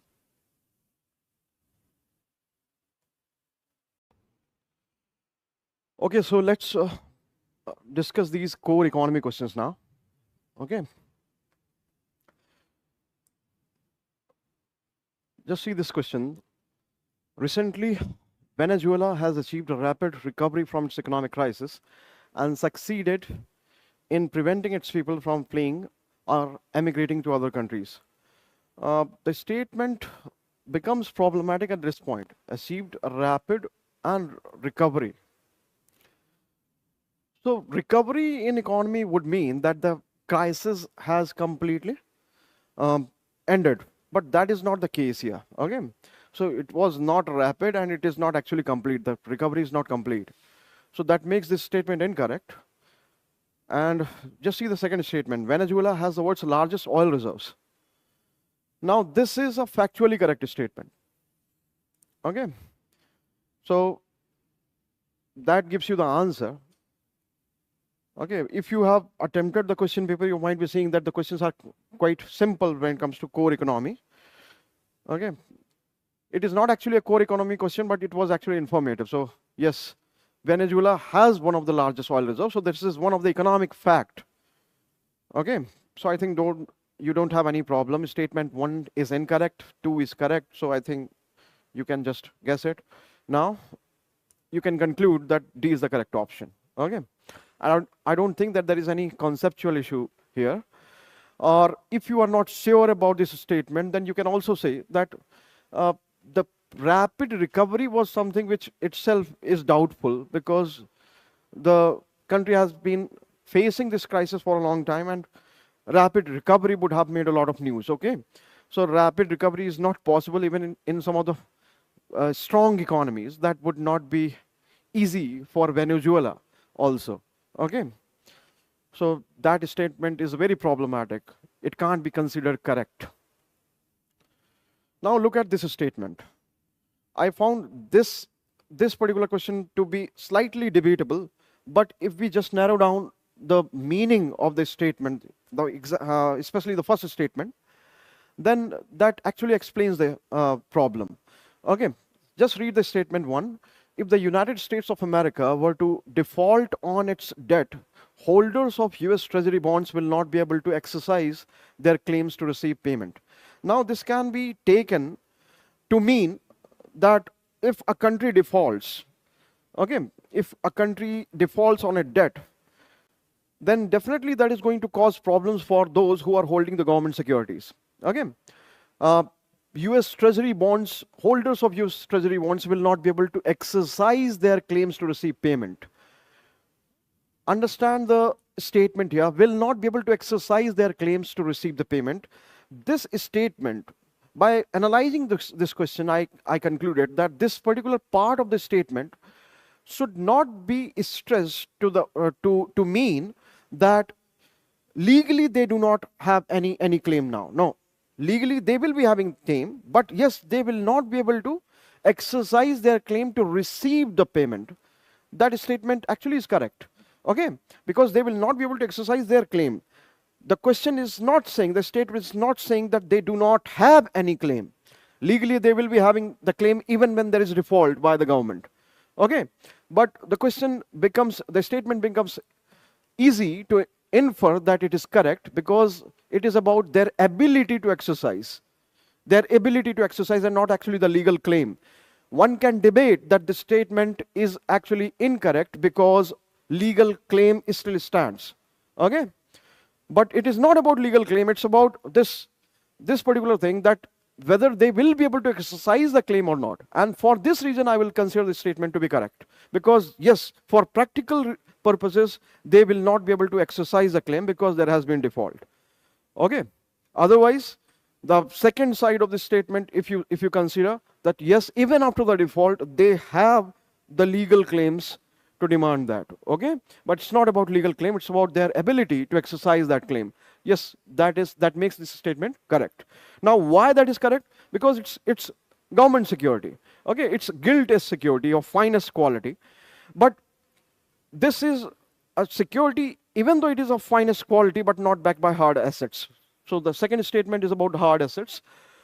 USA government debt is not backed by any hard assets, but only by the faith of the government. Okay, only by the faith of the government, and that makes it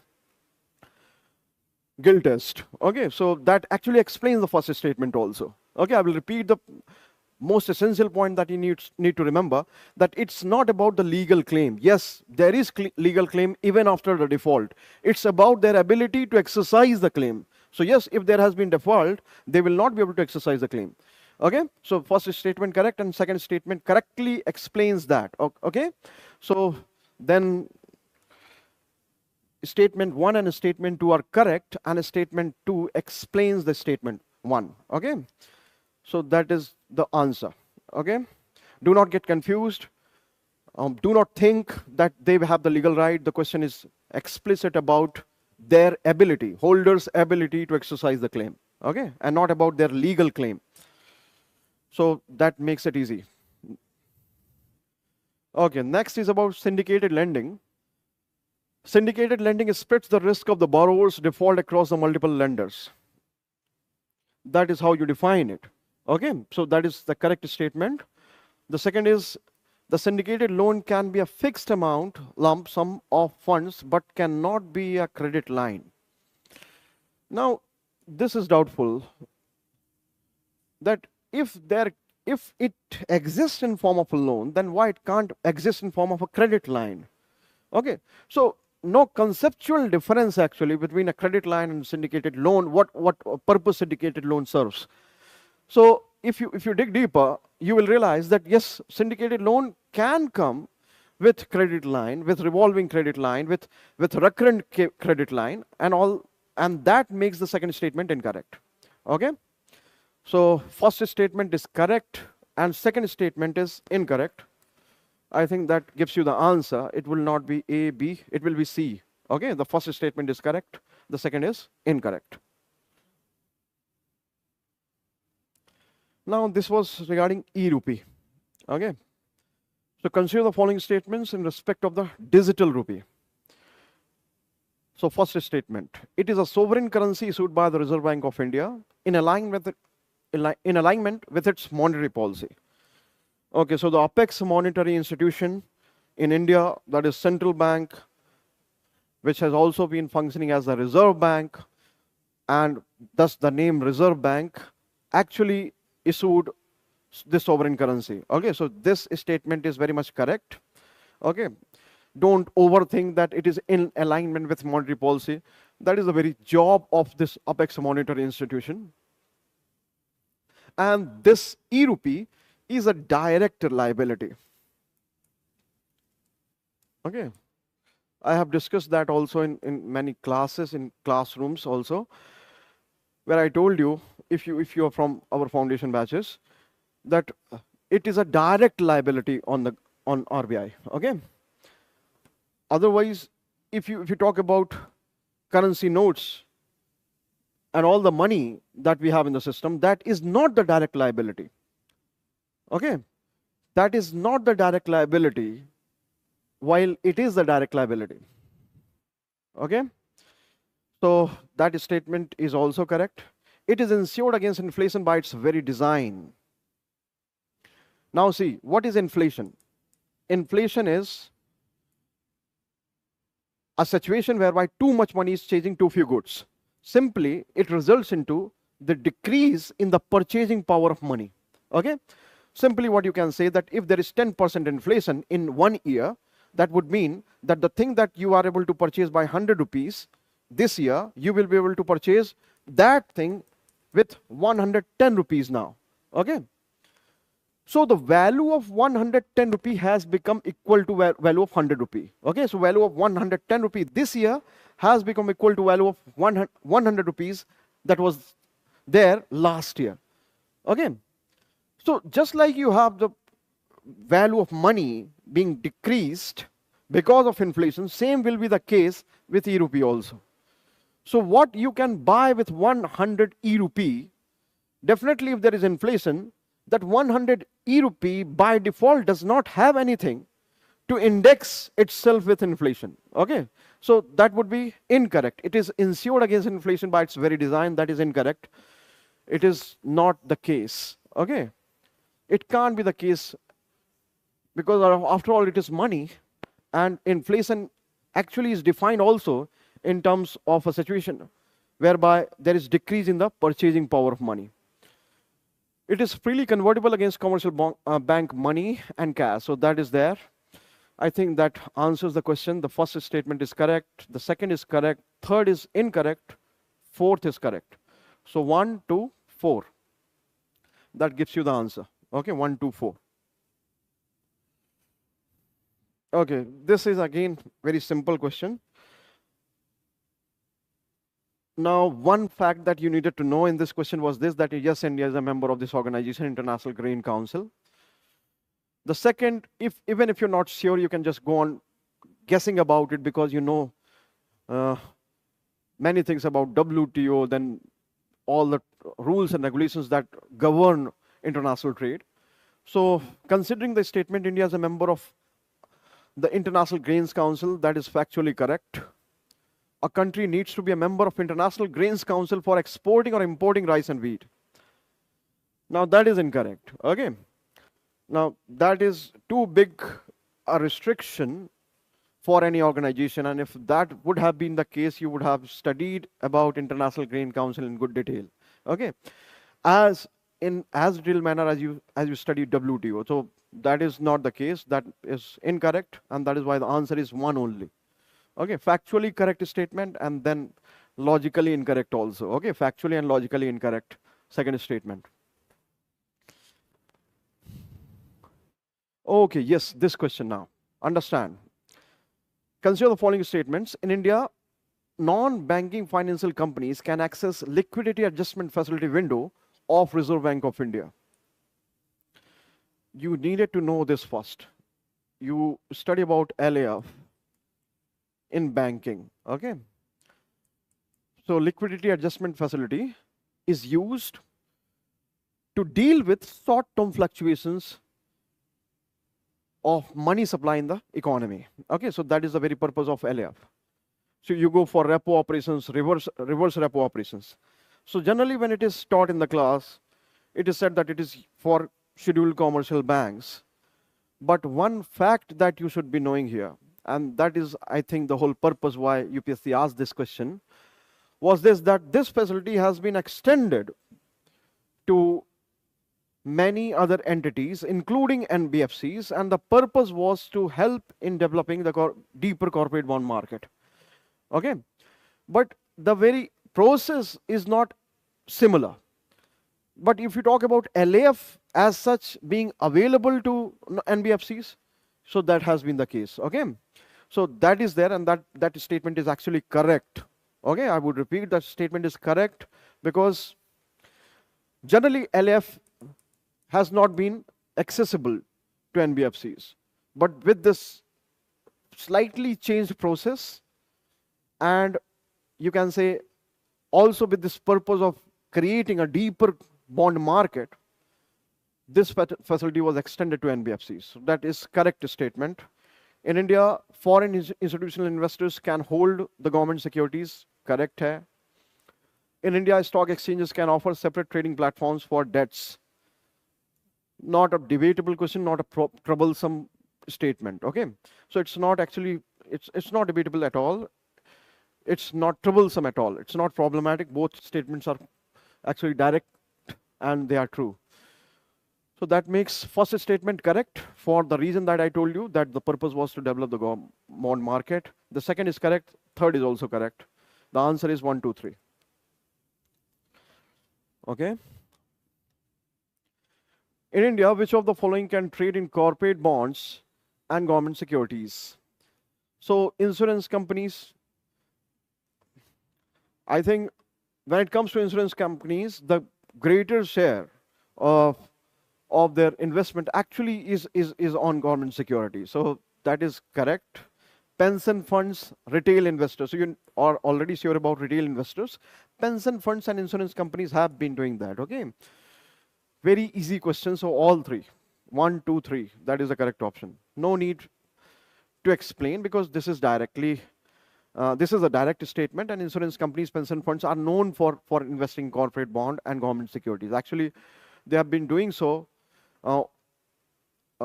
greater in degree, or you can say that it is the retail investor investing in these funds or in these kind of securities have started rising only last 2 decades. So earlier it was mainly insurance funds, insurance companies and pension funds only. Okay. So retail investing has increased only in recent years, only in recent decades. So you can say the last 2 decades is the story of retail investing.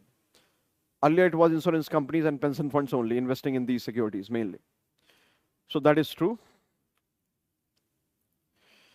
Okay. Consider the following: ETFs, second motor vehicles, third currency swaps. Which of the above are considered financial instruments? Explained you many times in the classes also, financial instruments are actually the instruments used in financial sector. Financial sector. Financial sector means that sector which helps the transactions in real sector where actual consumption, production, distribution takes place. So real sector, where actual production, distribution, consumption takes place. To facilitate that transaction related to production, distribution, and consumption, financial sector exists. So financial instruments in financial sector help in facilitating or help or facilitate the transactions in the real sector. ETFs are one such financial instrument. Motor vehicle is not any financial instrument, while currency swaps is another financial instrument.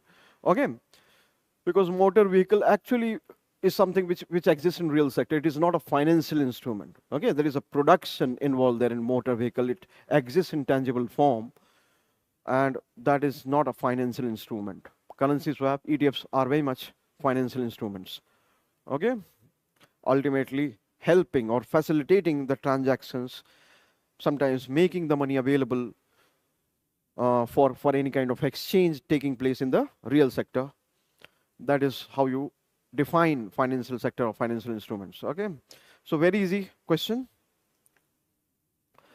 Now see this. With reference to the sectors of Indian economy, consider the following pairs. Here you have economic activity, here you have sector. So storage of agricultural produce is storage of agricultural produce. Now this is, if you do not observe this keenly, if you do not read it keenly, you might make mistakes. So you know that you have the division of economy into agri, industry, services. The second division is primary, secondary, tertiary. A question is about primary, secondary, and tertiary. This is given in NCERT also. So agriculture and allied sector, mining and quarrying, although is agriculture, all that belongs to agriculture sector, but all that actually is from primary sector. Okay, industry, mining and quarrying is covered in primary, while almost all components of industry are actually secondary. Tertiary, you know that it is mainly service sector. Storage of agriculture produce is a service.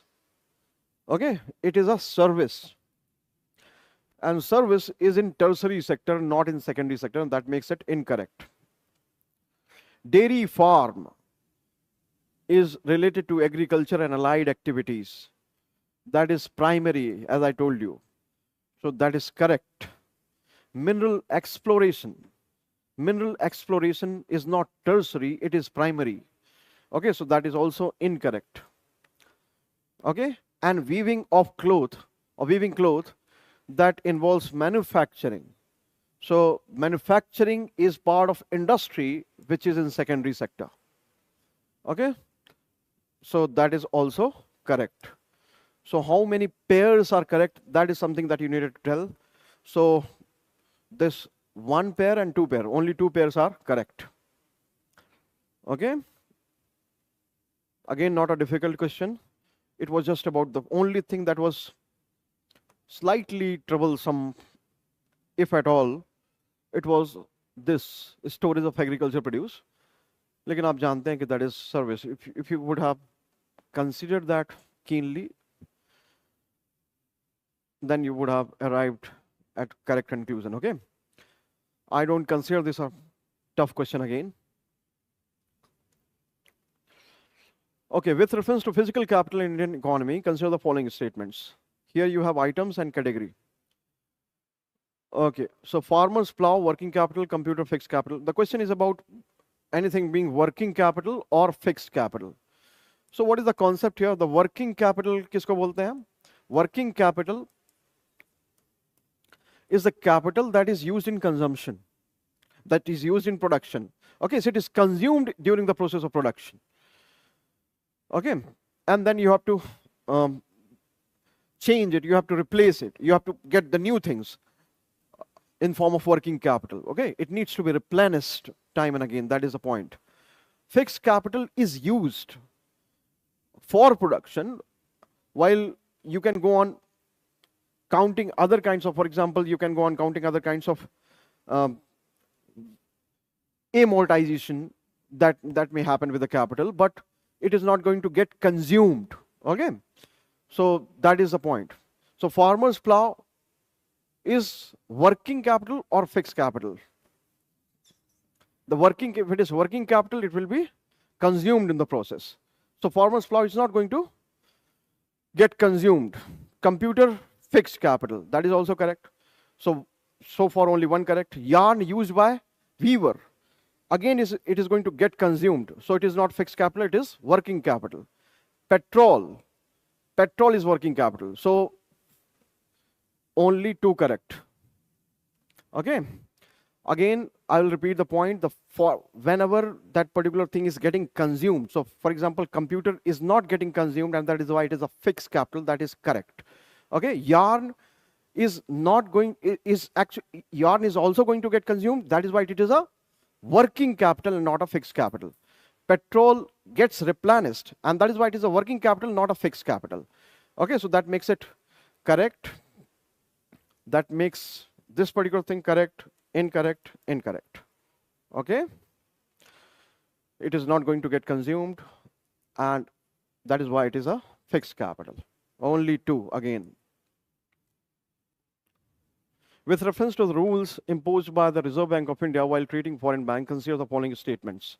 There is no minimum capital required for wholly owned banking subsidiaries in India. Whenever it is about bank, some minimal capital requirement is always there. Okay, so that is incorrect. 500 crore is the minimum capital required. For wholly owned banking subsidiaries in India, at least 50% of the board members should be of Indian nationals. Now, this statement, understand, you study so many things about taxation department facing problem for taxation purposes to consider any company a resident company or not. And these kind of rules and regulations have been framed by the taxation department. Okay, so for example, we have made these kind of regulations for companies. Okay, but that has not been coming for banking companies from RBI. Okay, although RBI has been quite cautious with respect to the requirement of the independent board members and all that, so that good supervision could be had. Okay, RBI could ensure proper supervision, but this kind of requirement is not there. Okay, So that makes this statement incorrect. Both are incorrect. Minimum capital requirement is there, and no such restriction or no such condition there. Okay, so it's incorrect, incorrect, both are incorrect, and that is why the option is D. Okay. With reference to corporate social responsibility rules in India, it is regarding CSR rules. Okay, that was made operational through Companies Act 2013. Consider the following statements. CSR rules specify that expenditures that benefit the company directly or its employees will not be considered as CSR activities. Okay, that is the whole point. The CSR rules and regulations actually enunciate this, that if it is directly benefiting the company or employees, that is not actually CSR. Okay, that is not going to become part of CSR. Okay, CSR rules do not specify minimum spending on CSR activities.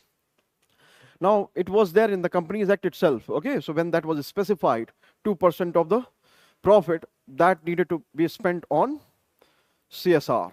So yes, there is minimum spending requirement specified in the Companies Act. So that makes this statement incorrect. This statement is correct. Okay, so one only would be the answer. The reason I would repeat that this is how the CSR is understood as per the rules and regulations enunciated in the Act, and then the same Act also envisages for 2%, at least 2% of that is the limit. That is the specification with respect to minimum spending on CSR activities.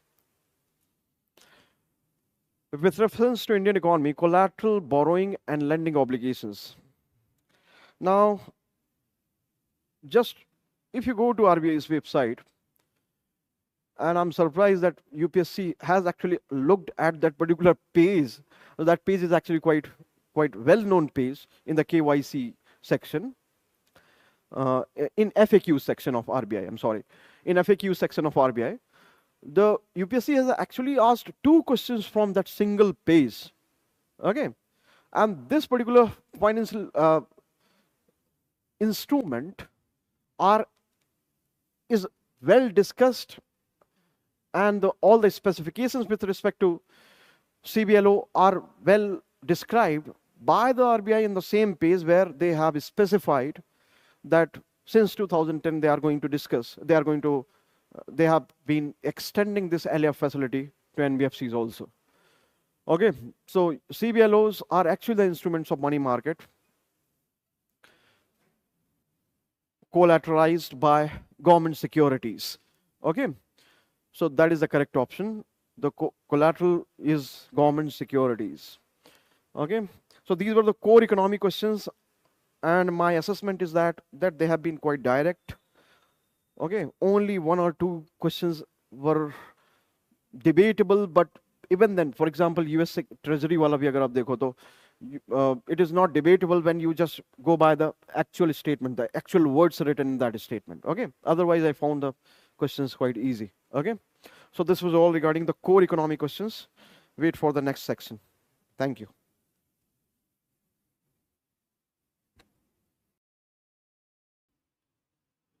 So let's start the discussion continuously with the environment now. So if we take the first question of environment, this question says, the first statement says, India does not import apple from the United States of America. This statement is completely incorrect. Why? Because India is importing this apple from especially USA, and they were also celebrating because their sale was increasing, right? So this statement is incorrect, the first one.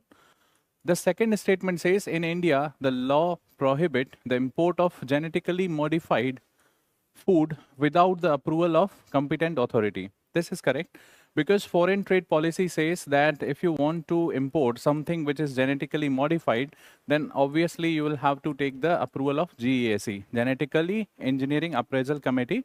So you must be aware of that. If there is any, let's say, GM crop or anything which is modified genetically, if you want to conduct field trials, it is the GEAC which will recommend or which will give the approval. So in the same way, if you want to import something which is genetically modified, this approval is again needed. This says the foreign trade policy also and this approval is of GEAC.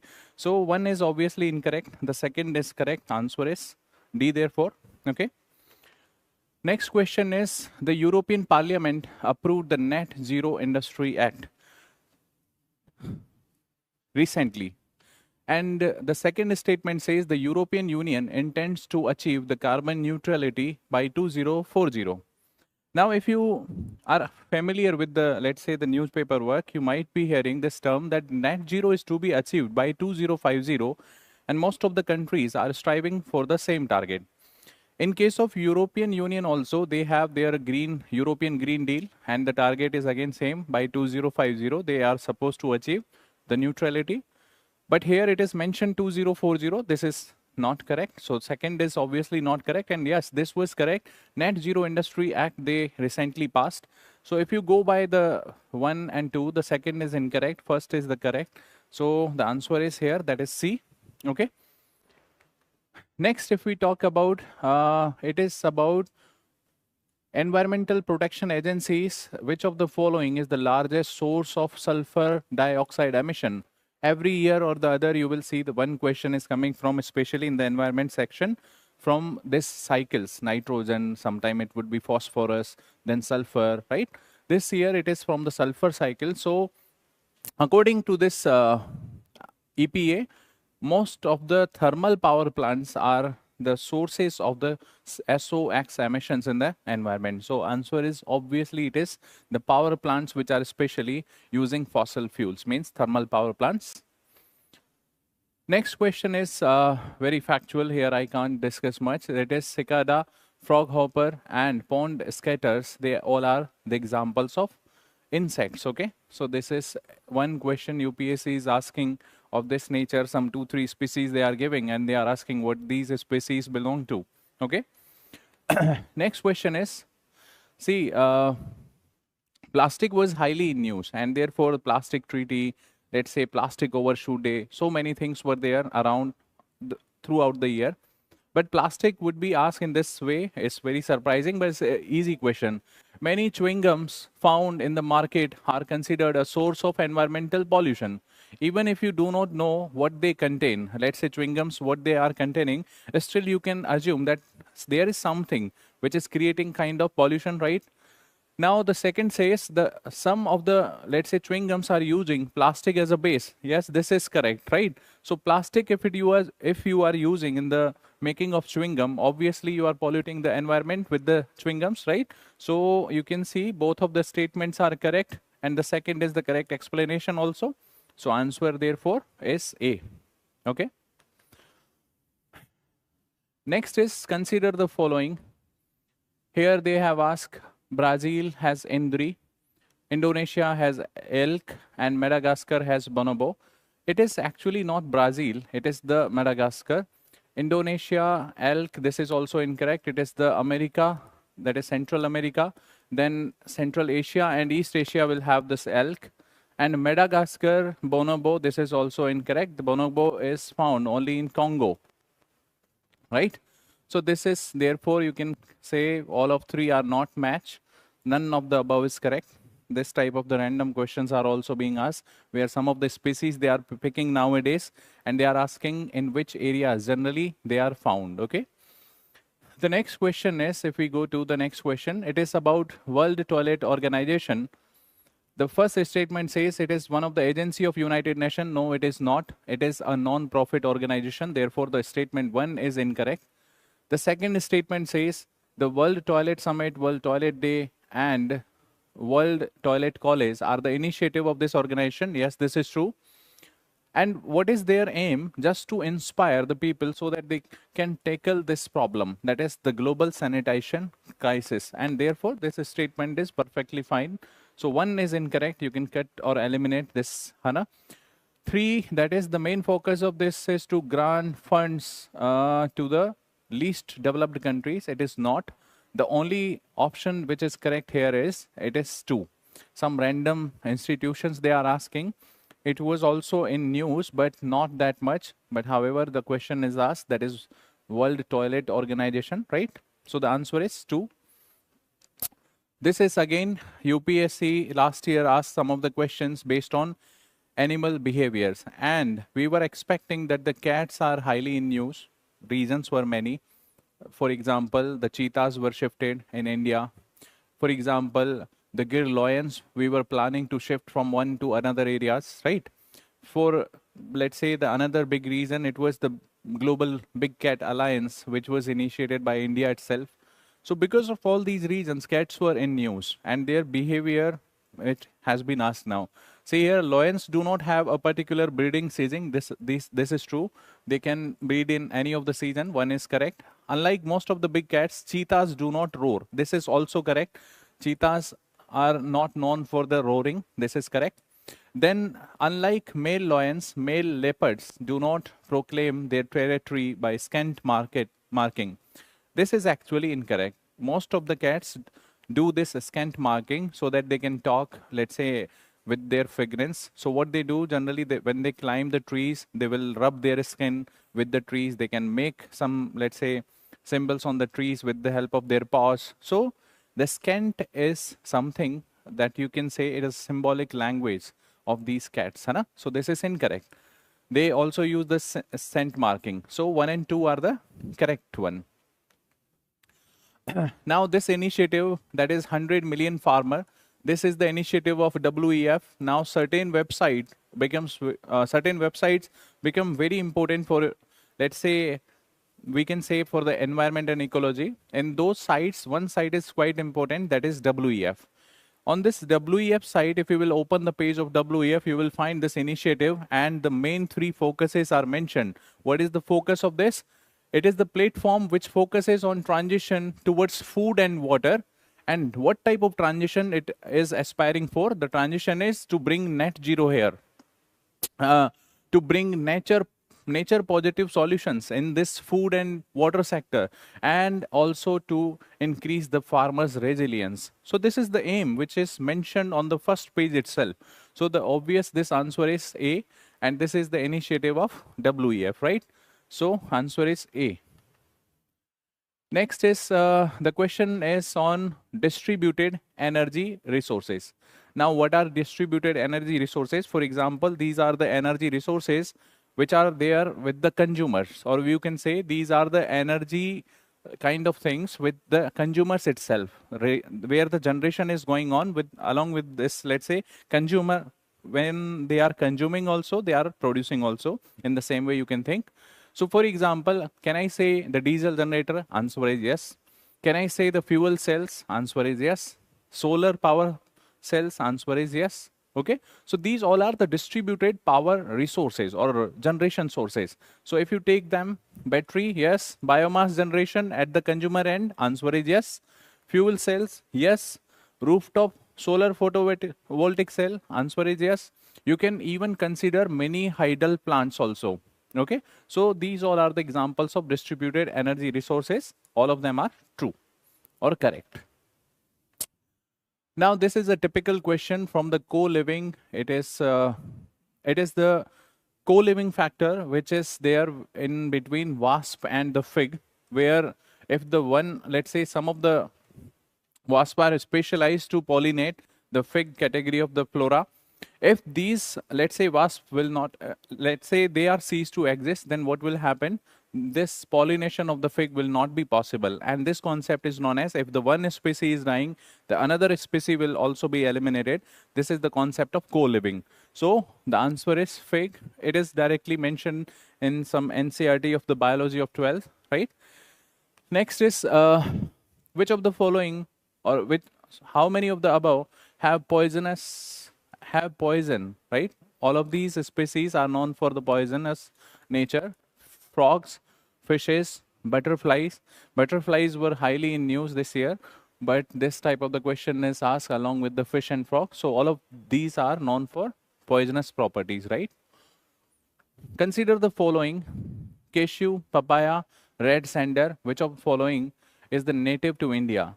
Red sander was this year in news because of the, let's say, it was under the site, the trade of red sander, especially in case of India, was being monitored strictly.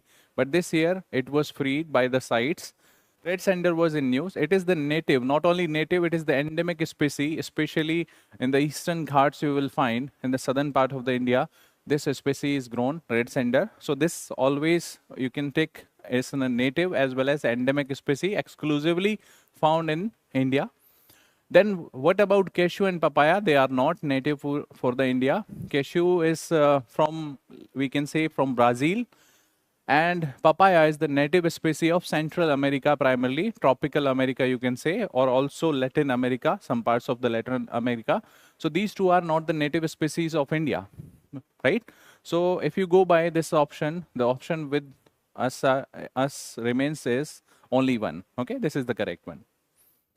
Next is, now the questions are starting of geography.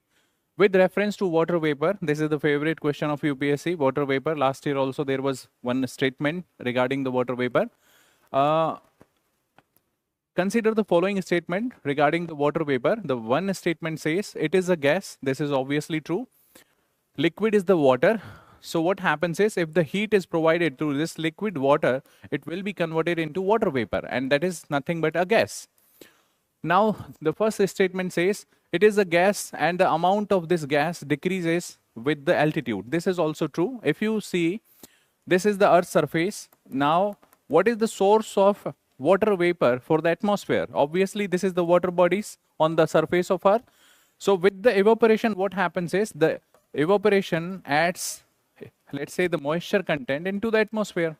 Now what happens is, if you will see the properties of this water vapor mostly will be confined near the surface and max up to the 5 kilometer from the surface. 98% of the water vapor will be in the 5 kilometer near the surface.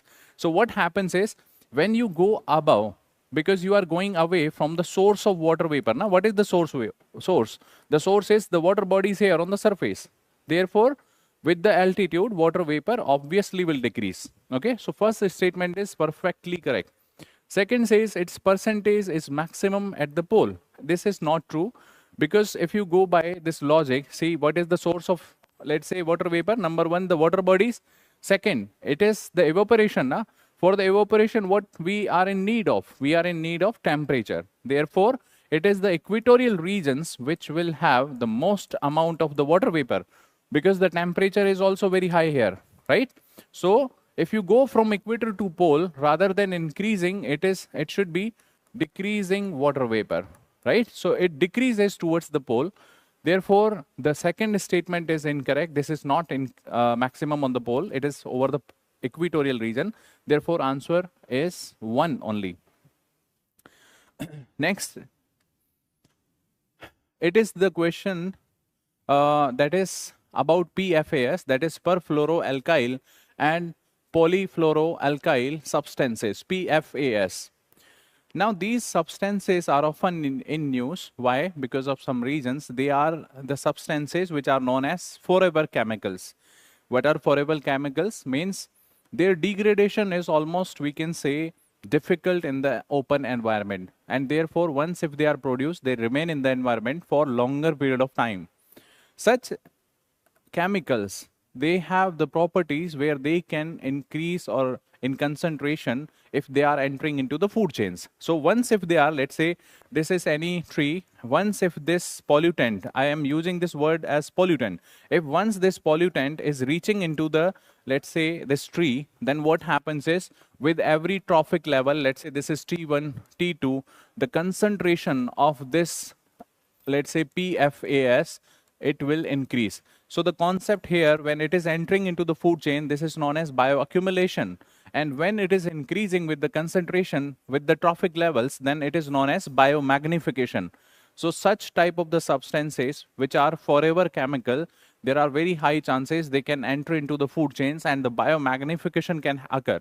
So now if you go by the statement, just see here, PFAS are found to be widespread in drinking water, food and food packaging material. This is true. Why? If you see this PFOA, that is perfluorooctanyl acid, this type of the substances were added in the Stockholm in Annex A, means complete elimination was suggested by the Stockholm Convention. The Stockholm Convention you might be aware of.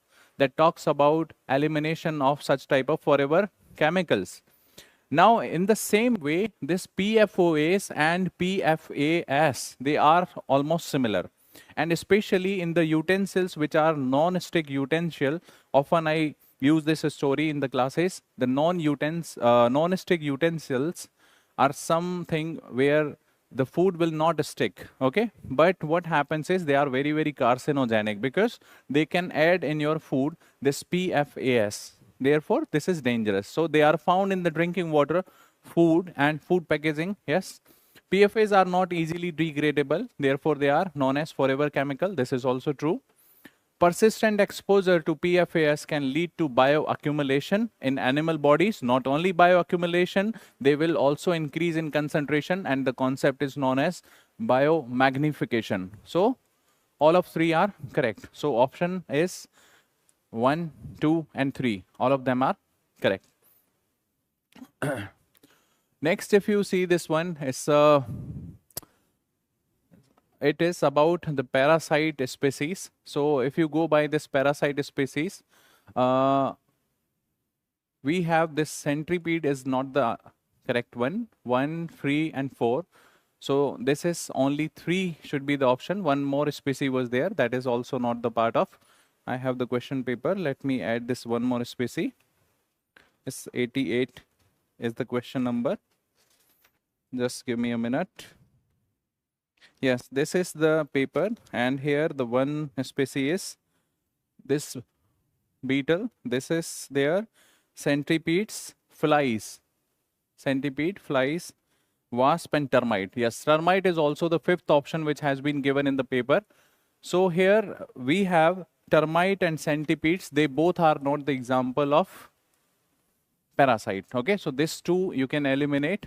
1, 3, and 4, we are left with them. Right? It's very, we can say, it's a fact-based question. If you know about these species, then only you will be able to attempt this question. Otherwise, there is no other option. So I will consider this question as a difficult one, right?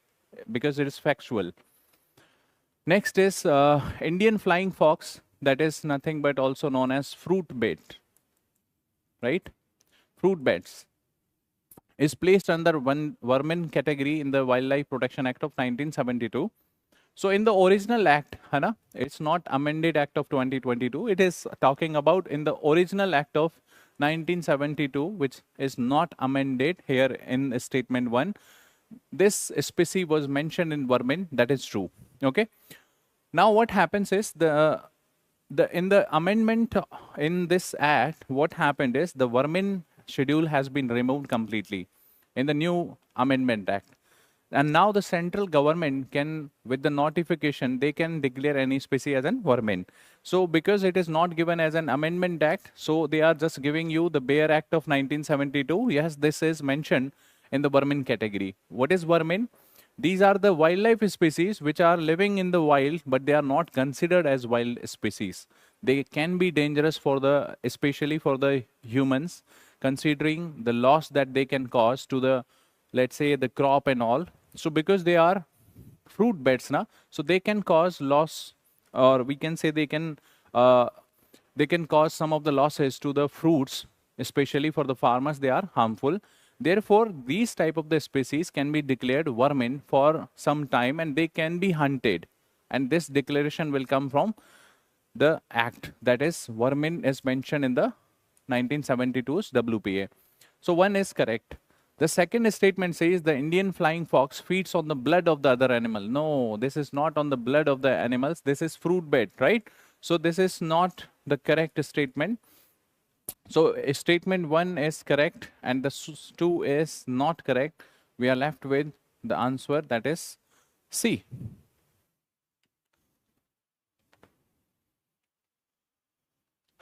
Next question, geography is going on. The Red Sea receives very little precipitation in any form. Answer is correct. This statement is correct. If you will see the geography around this Red Sea, it is almost, we can say, the arid area.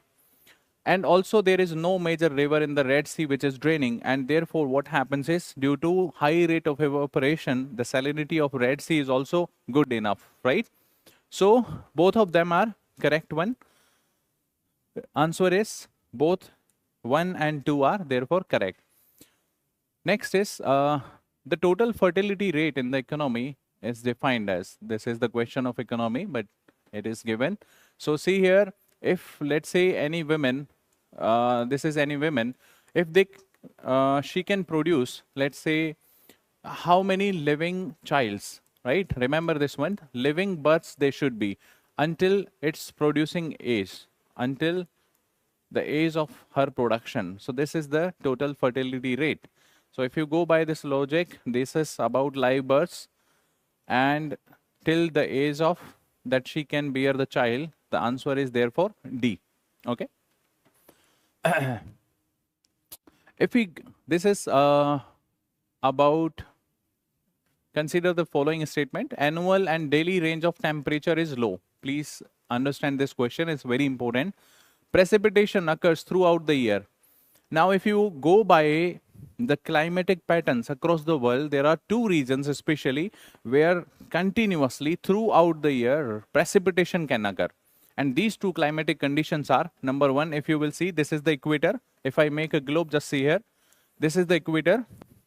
In the equatorial region, there is always a 4 o'clock rainfall. That is nothing but at 4 around in the evening, the rainfall will occur due to the convectional process. Now, equatorial regions are known for great amount of rainfall. Let's say minimum 150 you can consider, and this will go 250 centimeter, right? So here one term is mentioned, the rainfall is in the range of 50 centimeter. If the 50 is given, then for sure it cannot be equator, right? So therefore you can reject this equatorial climate. We are not talking about equatorial climate. So now there are only two climates where the throughout rain is possibility. Now if you go here up to this STHP, that is subtropical high pressure, here the rainfall is not found. In this next region, it is the Mediterranean type of the climate, right? And then it is the western margin or warm temperate type of climate, or it is known as British type of the climate, which receives throughout the year rainfall. Why? Because if you go by this, see this diagram, because if you see here it is, let's say, the Europe, and in this region of Europe, especially this is the region of 40 to 66.5. In this 40 to 66.5, there is always throughout the year, the warm westerlies are being received. So because of this warm westerlies, what happens is, while they are coming through North Atlantic drift, that is itself a warm oceanic current. So they bring moisture with them, and therefore they cause precipitation in this zone, right? Because throughout the year, this zone remains under the onshore westerlies or onset westerlies loaded with full moisture. Therefore, rainfall can occur any time in, let's say, any season. Okay, this is the best feature of this British type of the climate, warm temperate type of the climate, or it is also known as western margin type of the climate, or one more name here, you can see west coastal climate, word is added, marine type of the climate. So this is nothing but, we are talking about what? This is nothing but British type of the climate.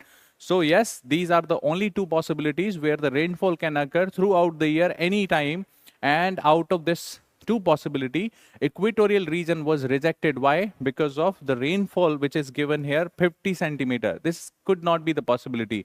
The second here, the annual and daily range of temperature is given is low. In case of equator also, it is almost minimum. We cannot say there is much difference in annual or the daily temperature there. Throughout the year, temperature remains very, very high. So the answer is therefore, you can see here, the western type or the British type of the climate, okay? Now it is very simple question. It is about Coriolis force. So if you know something about this Coriolis force, number one, you should remember Coriolis force can only deflect the direction only, okay, of any moving object. So is not going to be applied on any stationary, let's say, object. Remember this one. The second thing that you should remember, it can only affect the direction of that moving object and not the speed of that moving object, right? Next is, if the speed of this moving object is maximum, then the maximum would be the Coriolis force also, right? So Coriolis force depend on the speed of any moving object. This is true. And one more thing that you can remember, Coriolis force is, however, one by the rotational speed of the Earth, right? So rotational speed of the Earth, if you know this one, here it is the equator. The equator is known for the maximum diameter here on the Earth because Earth is spherical. In 24 hours, the maximum distance of rotation is to be covered in this equatorial region. And therefore, the speed of rotation is maximum on the equator. If the speed of rotation is maximum on the equator, therefore, the Coriolis force will be completely zero on the equator. So if you see this diagram, just see here the diagram. If you will see this diagram, the equator, if it is there, 0 is the Coriolis force in this region, and the Coriolis force increases in this way. So the magnitude of the Coriolis force is increasing towards the pole, and on the pole, the Coriolis force is maximum. Right? Now, see the statement. The first statement says it increases with the increase in the wind velocity. Answer is yes, this is true. The second says it is maximum at the pole. Yes, this is also true. And 0 on the equator. And therefore, you may have heard that near the equator, tropical cyclones will not be generated. Why? Because for the formation of tropical cyclone, we essentially need Coriolis force, which is absent. So you can take this one also. It is maximum at the pole and absent at the equator. Both of them are correct. Both 1 and 2 are therefore correct option. Now on June 21, every year, which of the following latitude experience a sunlight of more than 12 hours? Right? Now see here. If I just give you, this is, let's say, the date of 21st June. This is known as summer solstice. For northern hemisphere, it is the summer solstice. Also, you must be aware of this 21st June. It is celebrated as International Yoga Day. Also, this is the longest day for northern hemisphere. Why? Because see here, if this is the orientation of Earth, this is equator, and here it is 23.5. This is your Arctic Circle, that is nothing but 66.5, and here it is the polar region. Now, because let's say the sun's position is this one, this is here we have the sun. Now the sun's light is exactly falling on vertically overhead on this 23.5 north. In which day, in which season? It is the summer solstice. It is the 21st of June on which exactly the sun rays are falling vertically overhead to 23.5. Now we can say the sun is apparently in the northern hemisphere, right? Now what happens is, if you will see the circle of illumination, let's say this is, you can see here, this is exactly, if I make this diagram more appropriate, this is 66.5. So this is 66.5. And now if I just see this area, you can see this half side of the Earth is receiving the solar energy, and this half that I am making in black, it is in the darker side. Now if you see this equator, if I see this length, I am using some different color. If you see this length here in the equator region and here, these two lengths are almost equal. Means half of the part on the equatorial region is under the sunlight and half of the part is under the dark light. So 12 hour, if it is the daylight, the 12 hour, it is the night time on the equatorial region. Means day and night are equal in time, 12 hours and 12 hours. Now you can see what happens is, if you see this side here, the time of day hour is increasing. Can you see that? Yes. So now it was 12 hours. Now from here onwards, if you go to 23.5, this will become more than 12 hour. And if you will reach here, you can see this entire area is in the sunlight. Can you see this? Yes. So from here onwards, there is no concept of night. Means even in the nights also, sun would be there in the sky. And therefore, the Arctic Circle, the land beyond this Arctic Circle, is therefore known as the land of midnight sun. And by this simple logic, you can understand when the sun is in the northern hemisphere, equator is having the 12 hours day, and from equator onwards, the day time will increase and that will become more than 12 hours. Why? Because sun is in the northern hemisphere. Whereas here the night was of 12 hours, right, on the equator, and from here onwards in the southern hemisphere, the night will become more than of 12 hours if you are going towards the southern hemisphere, right? So this is a very simple concept. So it says on 21st of June, where the more than 12 hour of the day you can see. Equator, 12 hour, right? Tropic of Cancer, here it is more than 12 hour, yes. So it says more than 12 hour. So Tropic of Cancer, Tropic of Capricorn, no, it would be here. So in this region, it is less than 12 hour, right? Then Arctic Circle, yes, this is land of midnight sun beyond that area. So answer, therefore, we are left with 2 and 4. So the answer is option D. Okay. Now this question is very straightforward question. It talks about the world's largest tropical peatland, and it is in the Congo Basin, right? So the Congo Basin is known for this largest peatland. Next question is, how many of these are of the pea family? So all of them are the pea family. Soya bean, groundnut, horse gram, all of them belong to pea family only, right? Next is, this question is again favorite of UPSC.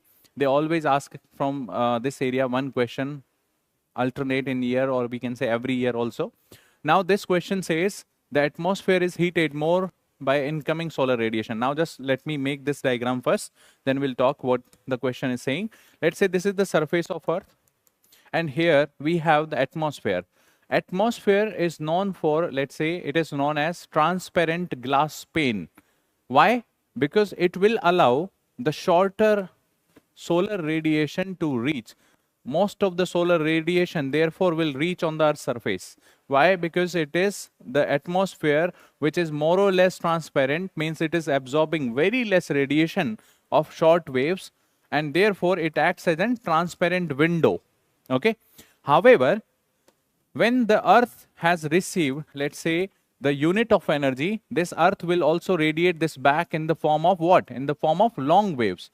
Long wave radiation it would be, or it is also known as terrestrial radiation, or this is also known as ground radiation, or it is known as infrared radiation.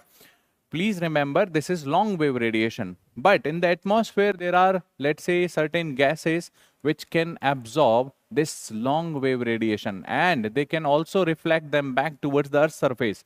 This is known as counter radiation. So what happens is, in the atmosphere, just see the property of atmosphere.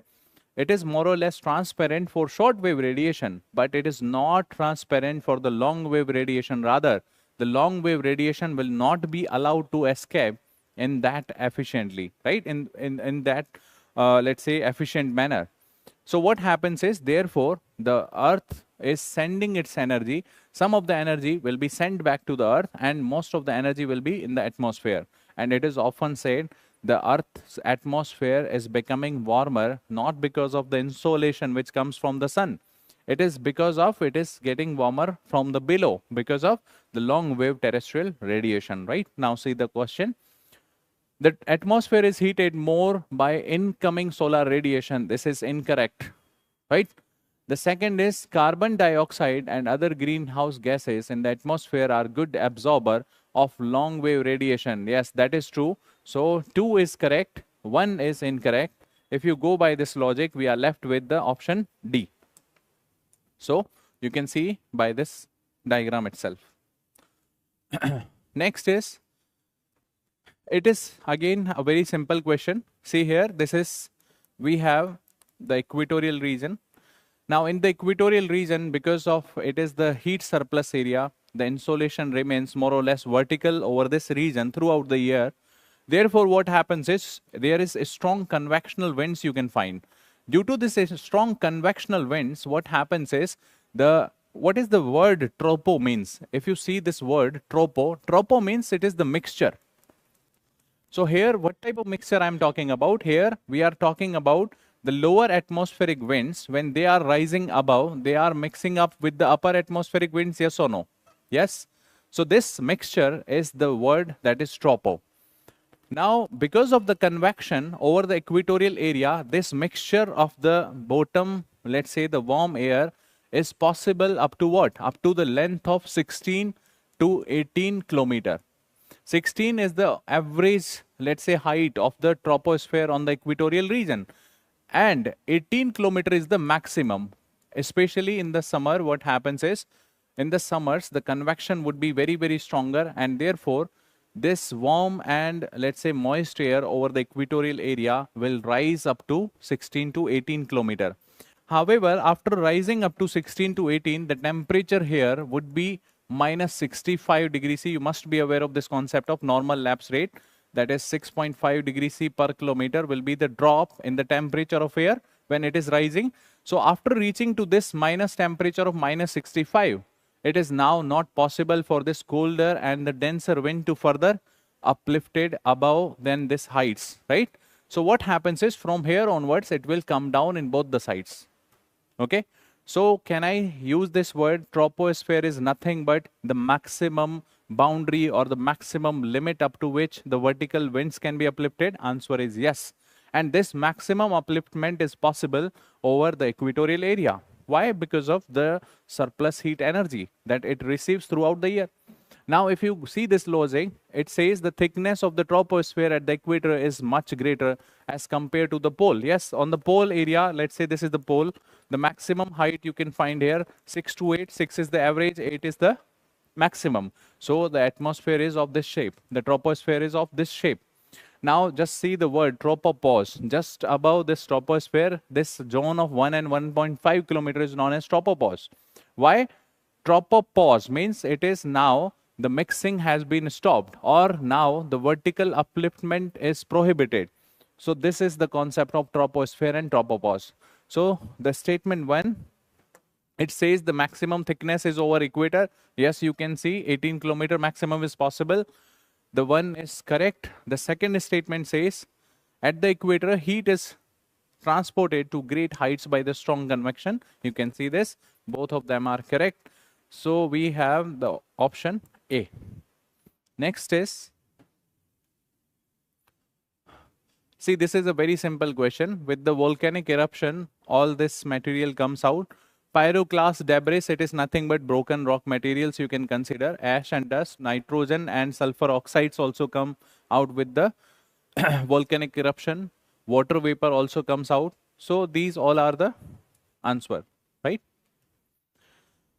Here, this is the question about the isotherm in the classes of foundation. Often I say this is very important concept for the prelims, right? And this question has been asked. Now see here, for example, this is any continent. Let's say the example is I'm taking of Africa. Here, if I consider this is the winter, right? In the winter, if I say the temperature of this area, let's say near this equatorial area, I am assuming, let's say this is 20 degrees C. Why? Because land can become cooler very, very at faster rate. This is the property of land. Because of less specific heat requirement, it will take less time to show that temperature rise as well as decrease in temperature. Now what happens is, what is isotherm first? Isotherms are the lines of same temperature. If they are joined, if the imaginary lines which are drawn on the map, if they join the same temperature regions, then they are known as isotherm. This is not the practical temperature that they are joining. That temperature is near the sea level. Means altitude factor is not considered. Therefore, they will not depict the correct temperature for the region, but this is the concept theoretically. Now, if I go by, this is the 20 degree C line, and we are talking about winter. Now, the 20 degree isotherm means the same areas of the 20 degree C temperature are joined. Now, if you will go into the water, now in case of the water, here you will not find 20 degree C temperature. Why? Because a specific heat requirement is more for the ocean. And ocean will take some time to lose the heat, which has been, let's say, it is not the case of land where the rapid was the cooling. The cooling is slow here. Therefore, temperature would be certainly higher than the land in this area. Let's assume the temperature is somewhere around 25 degrees in the same area. Why? Because water will retain its heat. Now, for the temperature, if you want to reduce, if you will go towards equator war, further the temperature will increase. So, for the same temperature, because isotherm is the same temperature line, Therefore, you will have to go towards the polar region. Okay. So therefore, at the junction of the continent and ocean, if the isotherm is running from the continent in the winters, then in the oceans, it will shift towards the polar area. Can you understand that logic? Yes. So just see this logic. The isotherms deviate to the north over the oceans, to the south over the continent. This is correct. If it is coming from ocean, this will go towards the south in the continent. Again, it will go towards the polar area. So statement 1 is correct. The presence of cold ocean current, Gulf Stream and North Atlantic drift make the isotherm bend toward the north. This is not correct because there is no cold current in the Atlantic. See here. See this logic. Let's say this is, I'm making here. Let's say this is the Europe and here it is North Atlantic drift which is reaching. That is the warm current. The Gulf Stream which is starting here, that is also a warm current. So there is no cold current in the region. So the coldness is not brought in the region, rather it is the warmness, right? Therefore, the second statement is not correct. The northern Atlantic is not colder one, it is however warmer one. Okay. So statement 1 is correct, the 2 is not. Answer is therefore 1. Next is, this is also a factual question. The 2 largest cocoa producer, the country names are Cote d'Ivoire and Ghana. Both are African countries. They are known for the cocoa production, right? So factual it is. This is also factual. If you will see the sequence of this tributaries, let's say this is the Ganga. So Ganga is joined by Gomti first, then it is the Ghagra, then it is the Gandak, and then it is the Kosi. So the sequence has been asked from west to east now. So from west to east, if you will arrange them, so B is the answer. Okay, direct question it is. Now the next question is about weathering. Before going into the weathering, let's understand there is one type of weathering, that is chemical weathering. Now chemical weathering has certain processes. One is known as carbonation. Second is known as oxidation, hydration, and solution. These are the various processes under chemical weathering. In all these processes, one thing is common, that is the water. The role of water therefore becomes vital in this chemical type of the weathering. If the moist is the climate, the weathering would be of chemical in nature. Along with other weathering, chemical weathering will be found. Now see here, especially if you see, let's say the process of carbonation. Let's say what happens is, if I consider this is the cloud, here it is the surface, which is, let's say I am assuming, is made up of some limestone. Okay.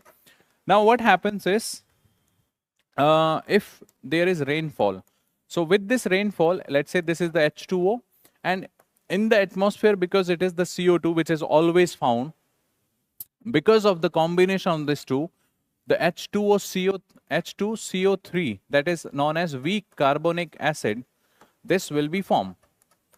Now this weak carbonic acid is able enough to dissolve certain type of the rocks which are very susceptible to the chemical weathering, especially the rocks which are made up of calcium, or we can say the rocks which are the limestone. So what happens is, in this weak formation of acid also, the limestone will be dissolved. This type of weathering or the process is known as carbonation. So what is the agent? It is the weak carbonic acid which was able to dissolve certain rocks. Now see the statement. The statement 1 says rainfall is one of the reasons for the weathering of the rock. Yes, the role of rainfall is to provide the supply of what? Water. Yes, so water is important in the chemical weathering. Yes, of course. So statement 1 is correct. The second statement says rainwater contains carbon oxide. Answer is yes. You can see this one, the combination of H2O and CO2. So the third says rainwater contains atmospheric oxygen. That is also correct, na? Yes. So the answer is we are having both. There are two statements. I think this is something misprinting. Yes, yes. This is not the third statement. This is only second statement. The rainwater contains carbon dioxide and atmospheric oxygen. So this is nothing but H2O and CO2 is the combination, and the formation is of H2O, CO3. So therefore, both of the statement are correct. The one is explained by the second. Therefore, the answer that we are having, it is both are true, and one is explained correctly by the second. Done? Next question. It is also again map-based question. If you will see the North Sea, you will see the Finland is not in the North Sea, rather it is in the Baltic. So this is not here. Germany, yes it is. Norway, yes it is. Russia is far away from the North Sea. So the answer we are left with, the only two options are correct, Germany and Norway. That is it. This question was also taught in the class directly, right? In the foundation, I just explained this waterfall. There I mentioned that Hundru is the fall on the Subarnrekha river, and here the Hundru gorge will be formed. Dhundar fall is in the Jabalpur region of Madhya Pradesh, and that is the part of Amarkantak, and it is here mentioned Malwa. Answer is therefore incorrect. So it is on the Narmada, but it is in the Amarkantak region near Beda Ghat of Jabalpur. So one is therefore incorrect. Hundru Gorge, it is yes in the Chota Nagpur. Subarnrekha is the river. Gersopa fall, Western Ghat, yes, this is correct. But a river is not correct. It is the Sharavati river, right? Sharavati river. So this is also therefore incorrect. The only correct option that we do have is second. So answer is only one. Okay. Yeah, that is also a very simple question. See here, what is the mountains are given, and the nature of mountain, fold or either block, this is also mentioned. So in the block mountain, the classical example that I give often, that is the Vosges mountain in the Europe they are, and the Black Forest mountain in the France and Germany region, they both are Black Forest mountains. And the river which passes through this region is Rhine. The greatest rift valleys example, that is Rhine Rift Valley. Okay. So Vosges is block mountain, not a fold mountain. Here, what is it is given? It is the fold mountain. Answer is incorrect. The Vosges mountain is rather than this fold, it is the block mountain. So one is incorrect. Second, Europe and Alps. Yes, Alps are formed by the plate convergence of Africa and Eurasia. Therefore, this is nothing but correct one. But here, what is given? Block mountain. It's not fold. So therefore, it is incorrect. This is the example of fold mountain, right? So the second is also incorrect. North America and Appalachian, they are the example of fold mountain, right? They are much, much older than the alpine orogeny. So 3 is correct.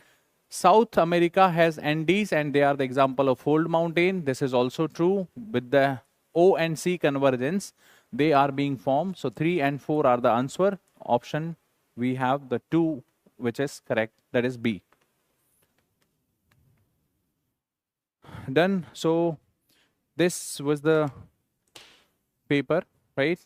And there were good number of questions from the geography. Hopefully you may have attempted them correct. They were very, I would say, simple questions, right? If you have gone through the basic concepts, they were doable. Thank you very much. Hope to see you in the next round of mains. Thank you.